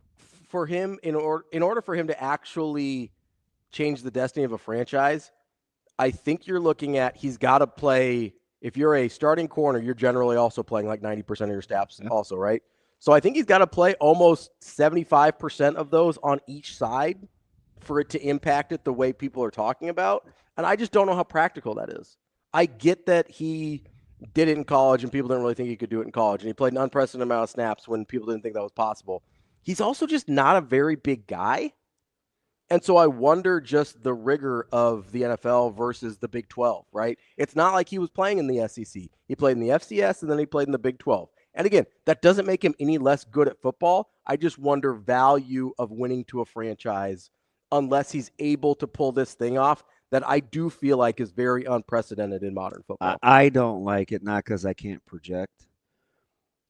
I don't like it because, and nobody's willing to talk about this. I don't love his frame. Yeah, he's little. He's 6 foot. He's super slight. He's 186 pounds. And he's probably not going to get much bigger than that. He doesn't strike me as a guy that like is interested or carries a ton of like mass. I mean, if you're playing that many snaps, it's almost impossible to be in that level of that's condition. my number one thing before you get into anything else. Yeah, but being able to take the wear and tear at that size is going to be really rough. I just don't love how he's built. Mm-hmm. He's got skinny legs. We saw him get injured at Colorado. It's not my thing. And I think for what you're going to ask him to do and what makes him unique, he's going to be in some impact situations. Oh, yeah, I would You imagine. love his body control. You love his ball skills. Even as a corner, he's like Kenny Rogers, right? He's a bait and switch guy. A little bit of a gambler. He can gamble. Yeah. I mean. But gambling puts you in impact situations. But he is talented. Uh-oh, moved it wrong. Ooh. So. Look like you were struck by lightning there. Yeah. So the thing I think about that is you have to coach him from a discipline standpoint to get him to maximize that skill set. And if you do, are you taking away from what makes him special? Because he's very instinctive. Yeah. So, I mean, I ask all those questions not to talk myself out of is he a good player or not. It's gonna be about worth. Yeah, that's the thing. Like two things can be true at once. He can be an unbelievable football player, and I can still say I do think you have to use him absolutely correctly, and I just don't know if you say that about Jacksonville. number 2 picks. Well, Yeah. I also don't know if you say that about Jacksonville very often, where they're like, "Hey, I really trust that they're going to do it right." Yeah, you know what I mean. And you're right with number 2 picks. You kind of want that guy to be. You just put them in and they do their thing. It's gonna work. Yeah. Right. Yeah. That's DB. I'm Ravi, Lulla. Matt Vrzal coming up next to wrap up the show. So I was in the NFL for 18 years. Was really fortunate to be with, great organizations with great people. And when you're working in the NFL, you kind of think, well, there's only 32 of these jobs. If eventually you want to take the next step and apply what you've learned during the course of your career, things have changed in college football. These opportunities have presented themselves now. And I just thought with Matt being here, my familiarity with him, it would be a good transition. Why do you like him? Why do I like Matt? It's a good question. We see things a lot of the same way as far as football, what it's about, what kind of players we want, the type of people we want to build the team around. We see things a lot of the same way. I had talked to a couple of different places during the course of last year, just kind of getting the feel for like what this is all about in college football now. And when I decided that it's going to be something I wanted to do, I decided it's only going to be with somebody that I know, just because there needs to be that alignment. Because none of this works at any level if there's not alignment between what the head coach wants and what we give him.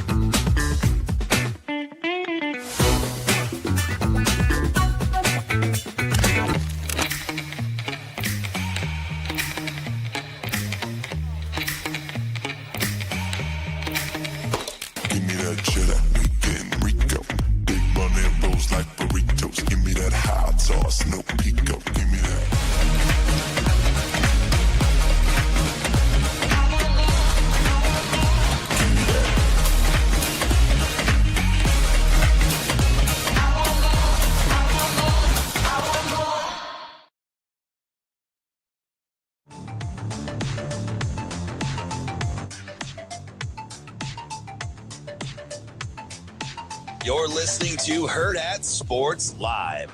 Now let's find out what Matt Vrzal is better at. Telling stories or making pizza. Matt.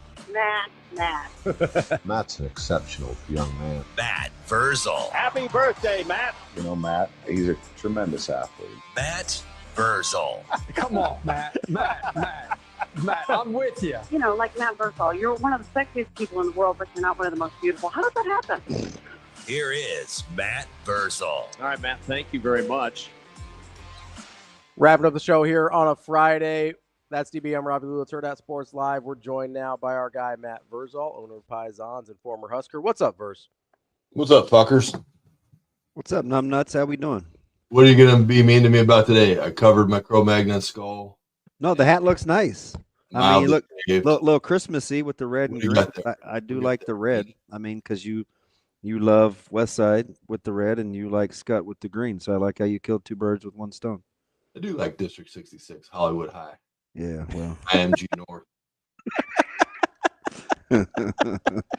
You just couldn't help yourself, could you there, old buddy, old pal?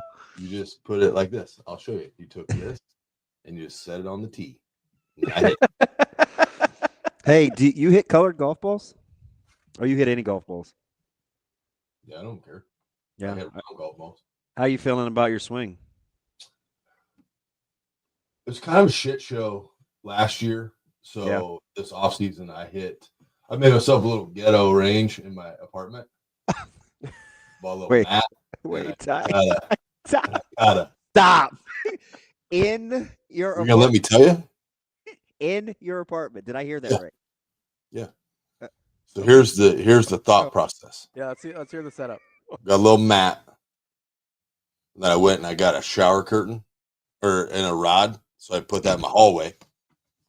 And then I was like, well, it can't really smack like a real golf ball in here. So Nerf guns shoot. Here, I'll show you. Oh, God. Nerf guns shoot these little miniature golf balls. Yeah. So I put that on the mat, smack that thing right into my net at night. I get 150 swings in a night, and I kind of got some stuff figured out now. So we're gonna go. So there's a crew of dudes that do old man golf, right? Like, hey, Verse, we do it Saturday morning at 6:30. I was like sleeping like a normal human being. What are you doing? So I got the pen. They're at the end of the line. They're like, hey man, we're teeing off at 7:10 on Saturday. Can you play? And I was like, oh God. Like, yeah, all right, I'll play. So old Gordo and Diedrich and Moritz, we're going to play golf on Saturday morning. There you go. This dude is over here stealing reps. I love it. Not bad. So it's not MacGyver, it's MacGyver. Matty Guyver? You just over here makeshift making up stuff to get her in. I can. You can jerry rig some stuff, man. There is no question how you make it happen. Okay.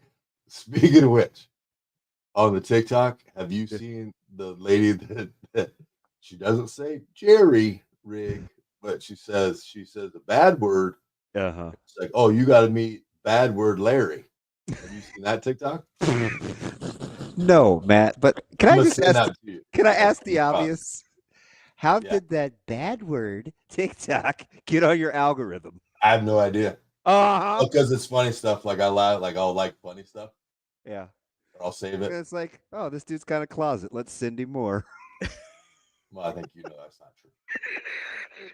I will say, if you own a restaurant, you get really good at rigging things to work in a way. Just like, hey, got to figure it out because at halftime you're like in the middle of service or whatever, and you just got to make it work. He is a creative son of a Unless you want to waste a lot of money, yeah.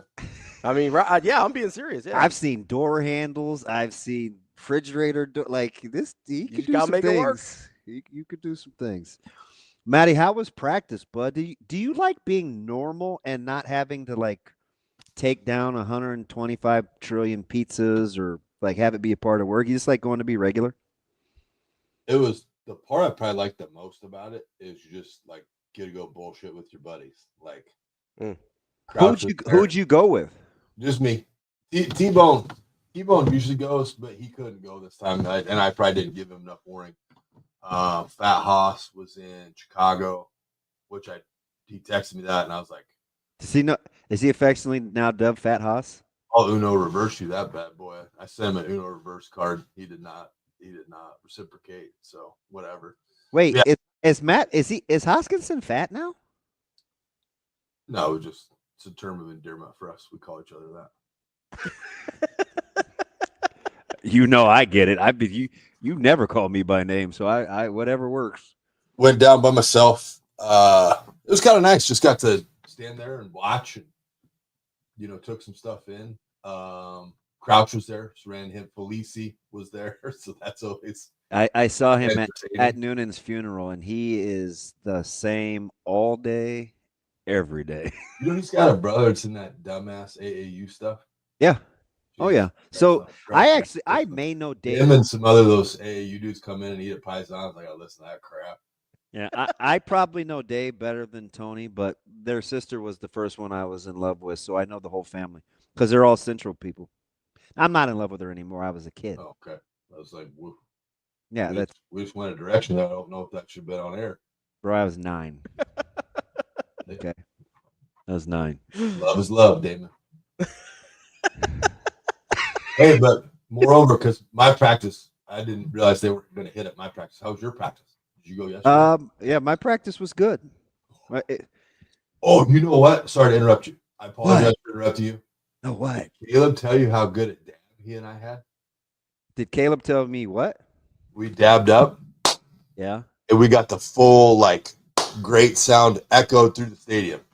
It was solid. That made you excited? I thought you were going to tell me something. I got super stoked. I was like, still got it. I was like, Did you think he was going to say something good?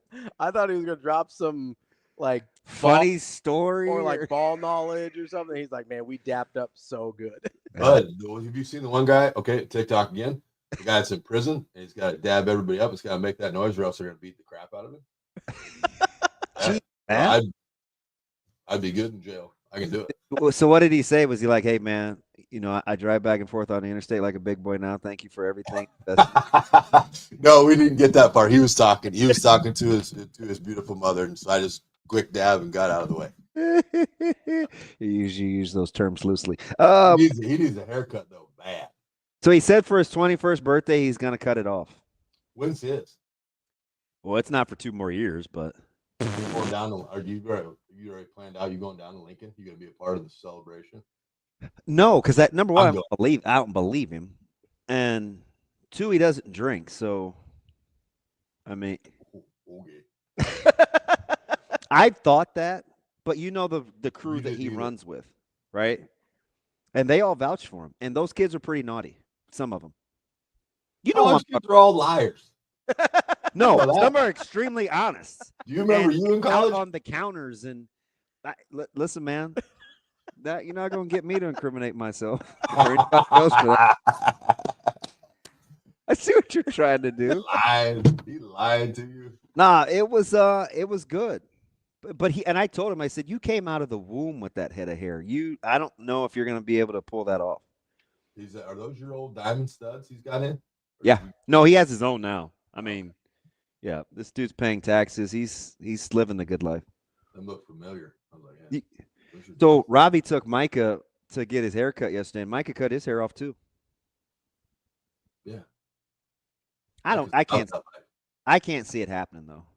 I think Micah. No, he looked good though. I mean, the trunk has grown. He's a little thick in the caboose now, which is good. He found that squat rack. Gave that a shot. Yeah, he feels.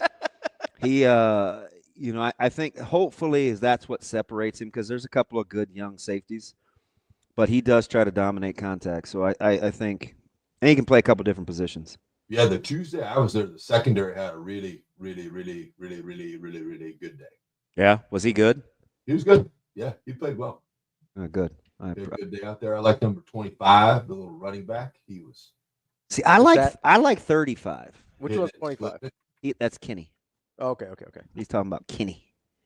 Coach Rule likes Kenny.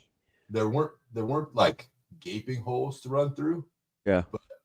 And he didn't need him. 25 was it's old. Are you sure it wasn't 35? Because my eyes are fantastic. It was because Mackay showed his rear end again yesterday. It was 25. Hey, how spirited was it? Because these guys are 1, 2, 3, left outside foot in the ground. He gone. It was good. Hey, how spirited was it? Because it's pretty chippy. I'm pleasantly surprised. I think I was at a day where it was like, okay, we got one more banger left. Let's everybody do our stuff. Rilla cranks it up. I like Lukowski. Lukowski was kind of getting after guys, which I really enjoyed because Coach Donnie doesn't play, does he? No, Coach Rilla was getting pissed,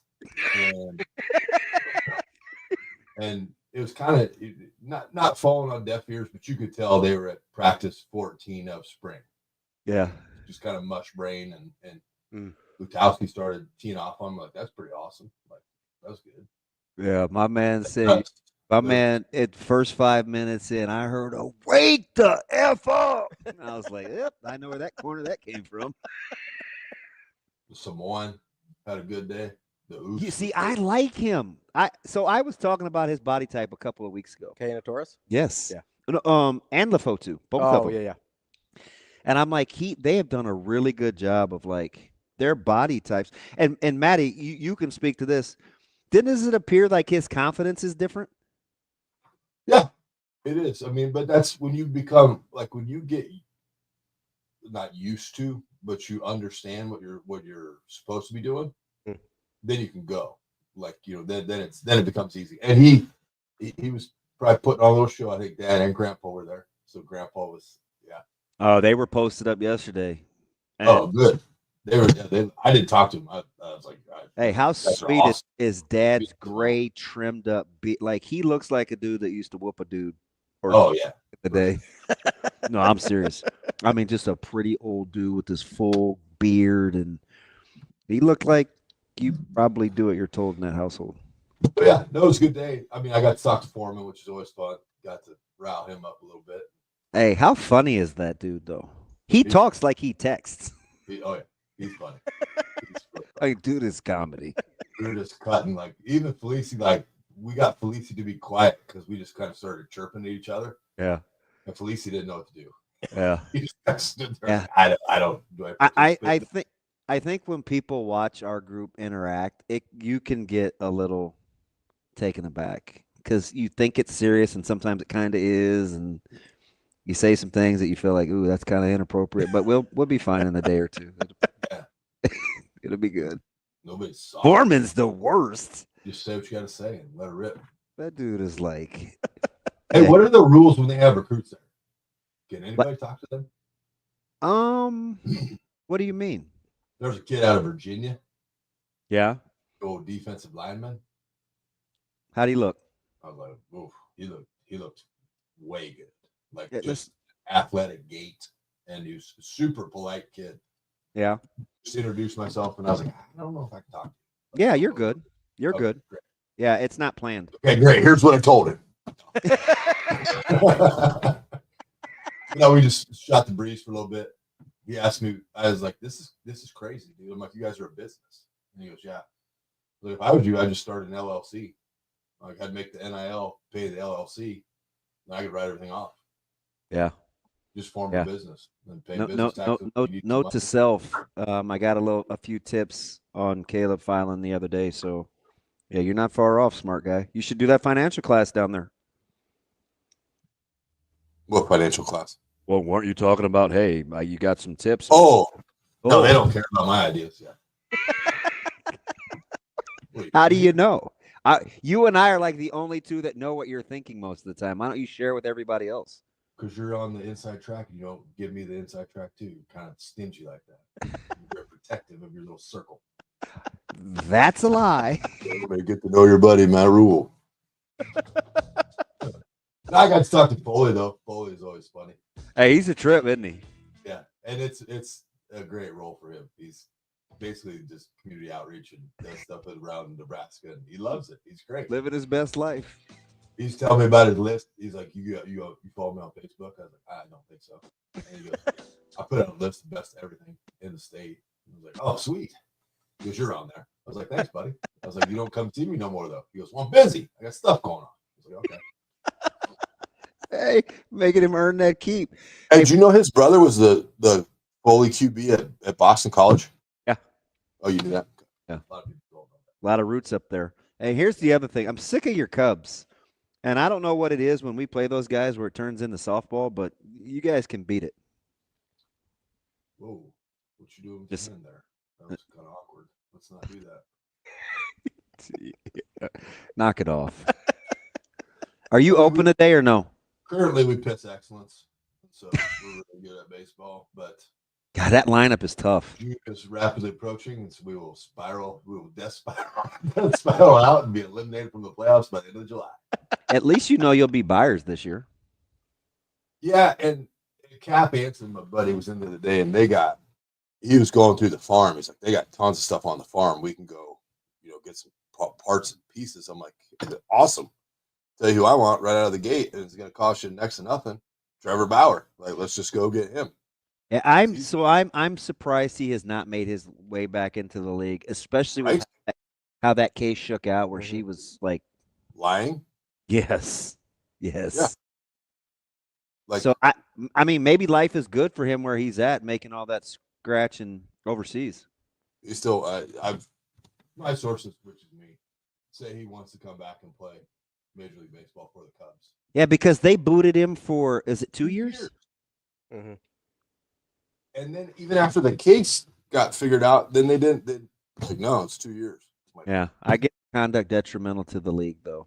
But she admitted she lied. Like, what you're basing the conduct on is based on a lie.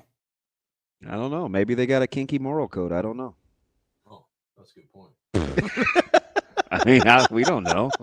Hand motions you make, that's where your brain goes right away. No, that was for the Cubs to get out of here. Yeah, I think you lost the bet, too, because we've got run. No, I didn't. You fake gave me 6 runs. You scored 16 in game 2, so I was like, yeah, we're not doing that deal. Like, I never agreed to that. Yeah, we did. When we ended that show that day, you agreed to that. Yeah, we no. did the air handshake. You wanted 6 runs. I'm like, that's asinine. Have you not seen our rotation? We did the air handshake. So we did. You know what we did? We did not the air handshake. Did we do this? Whatever, man. To answer your question, no, we have catering today, so we are not open until 3 p.m. If you want to really see some shit get stirred up, what are you doing about 5:30? Hopefully sleeping. Why? Do you remember who I was sitting next to at the Jet Awards? Oh yeah, that's a good table. Which side of you? To my right. Yeah. He's got a crew of 20 coming over. Are they all like him?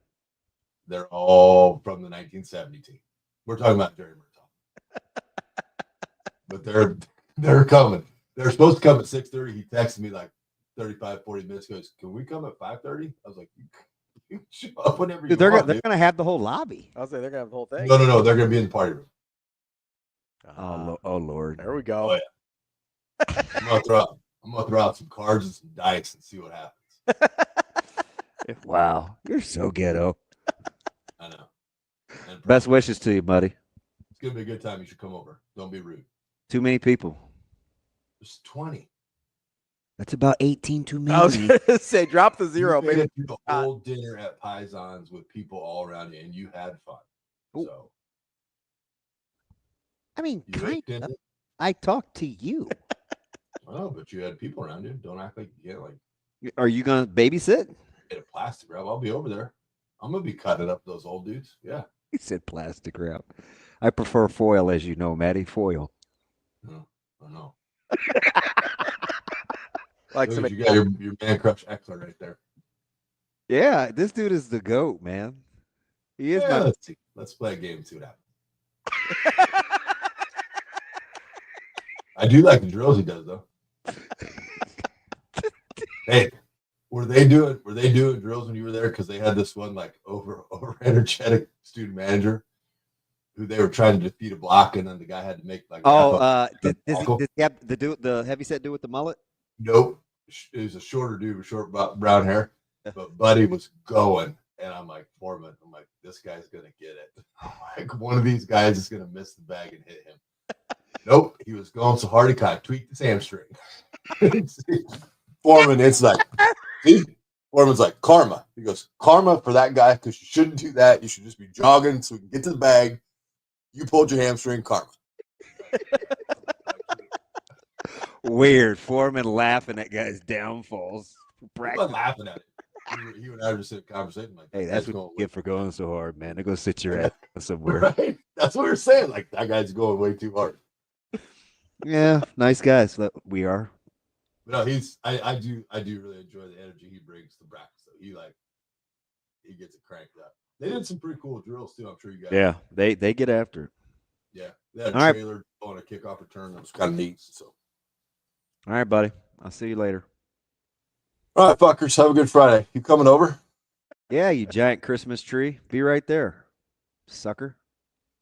Hey, baby. You know, I'm in the words of your boy, whose boy didn't get drafted. I'm easy to find. See you, champ. That's our guy. How come he didn't go to Pittsburgh? What did Mike Tomlin shit on him like that for? I don't know, but stop making up stuff to ask me about Shedeur because you know I don't want him in Pittsburgh. I think he's gonna look great in black and gold. Yeah, I think you're gonna look. Oh, you're good with Mason Rudolph? Well, like that's gonna be the answer. Hey, why do you guys do that to me? Like you think it's like Shedeur or Mason? Those are the only options. It's not gonna be like that. Yeah, I know you try to get me riled up, but beat it. Who you gonna get? I don't know, Ghostbusters at this rate, Maddie. That's who we're gonna. I hope Aaron Rodgers goes there because I know you. Yeah, well, I'm glad you're wishing hate. All right, that's fine. I hope your boy Caleb Williams breaks out in hives from where. Oh my God, I hate that guy so much. And then they take the wrong goddamn tight end.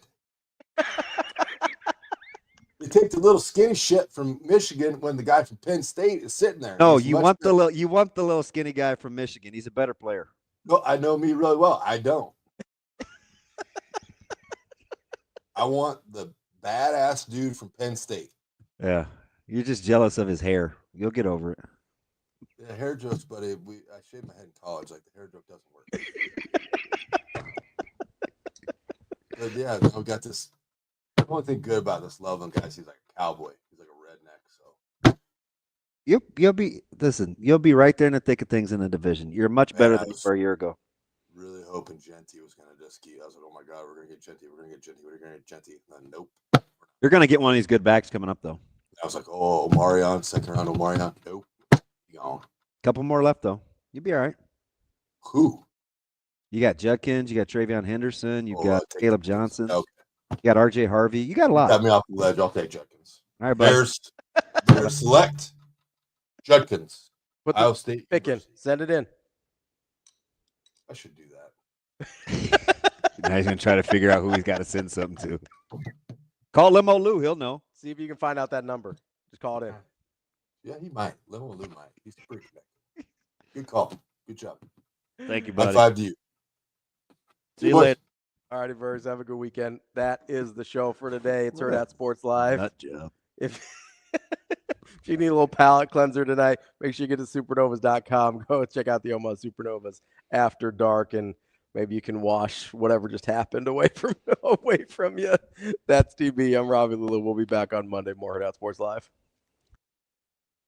See you. Have a good day. Love you.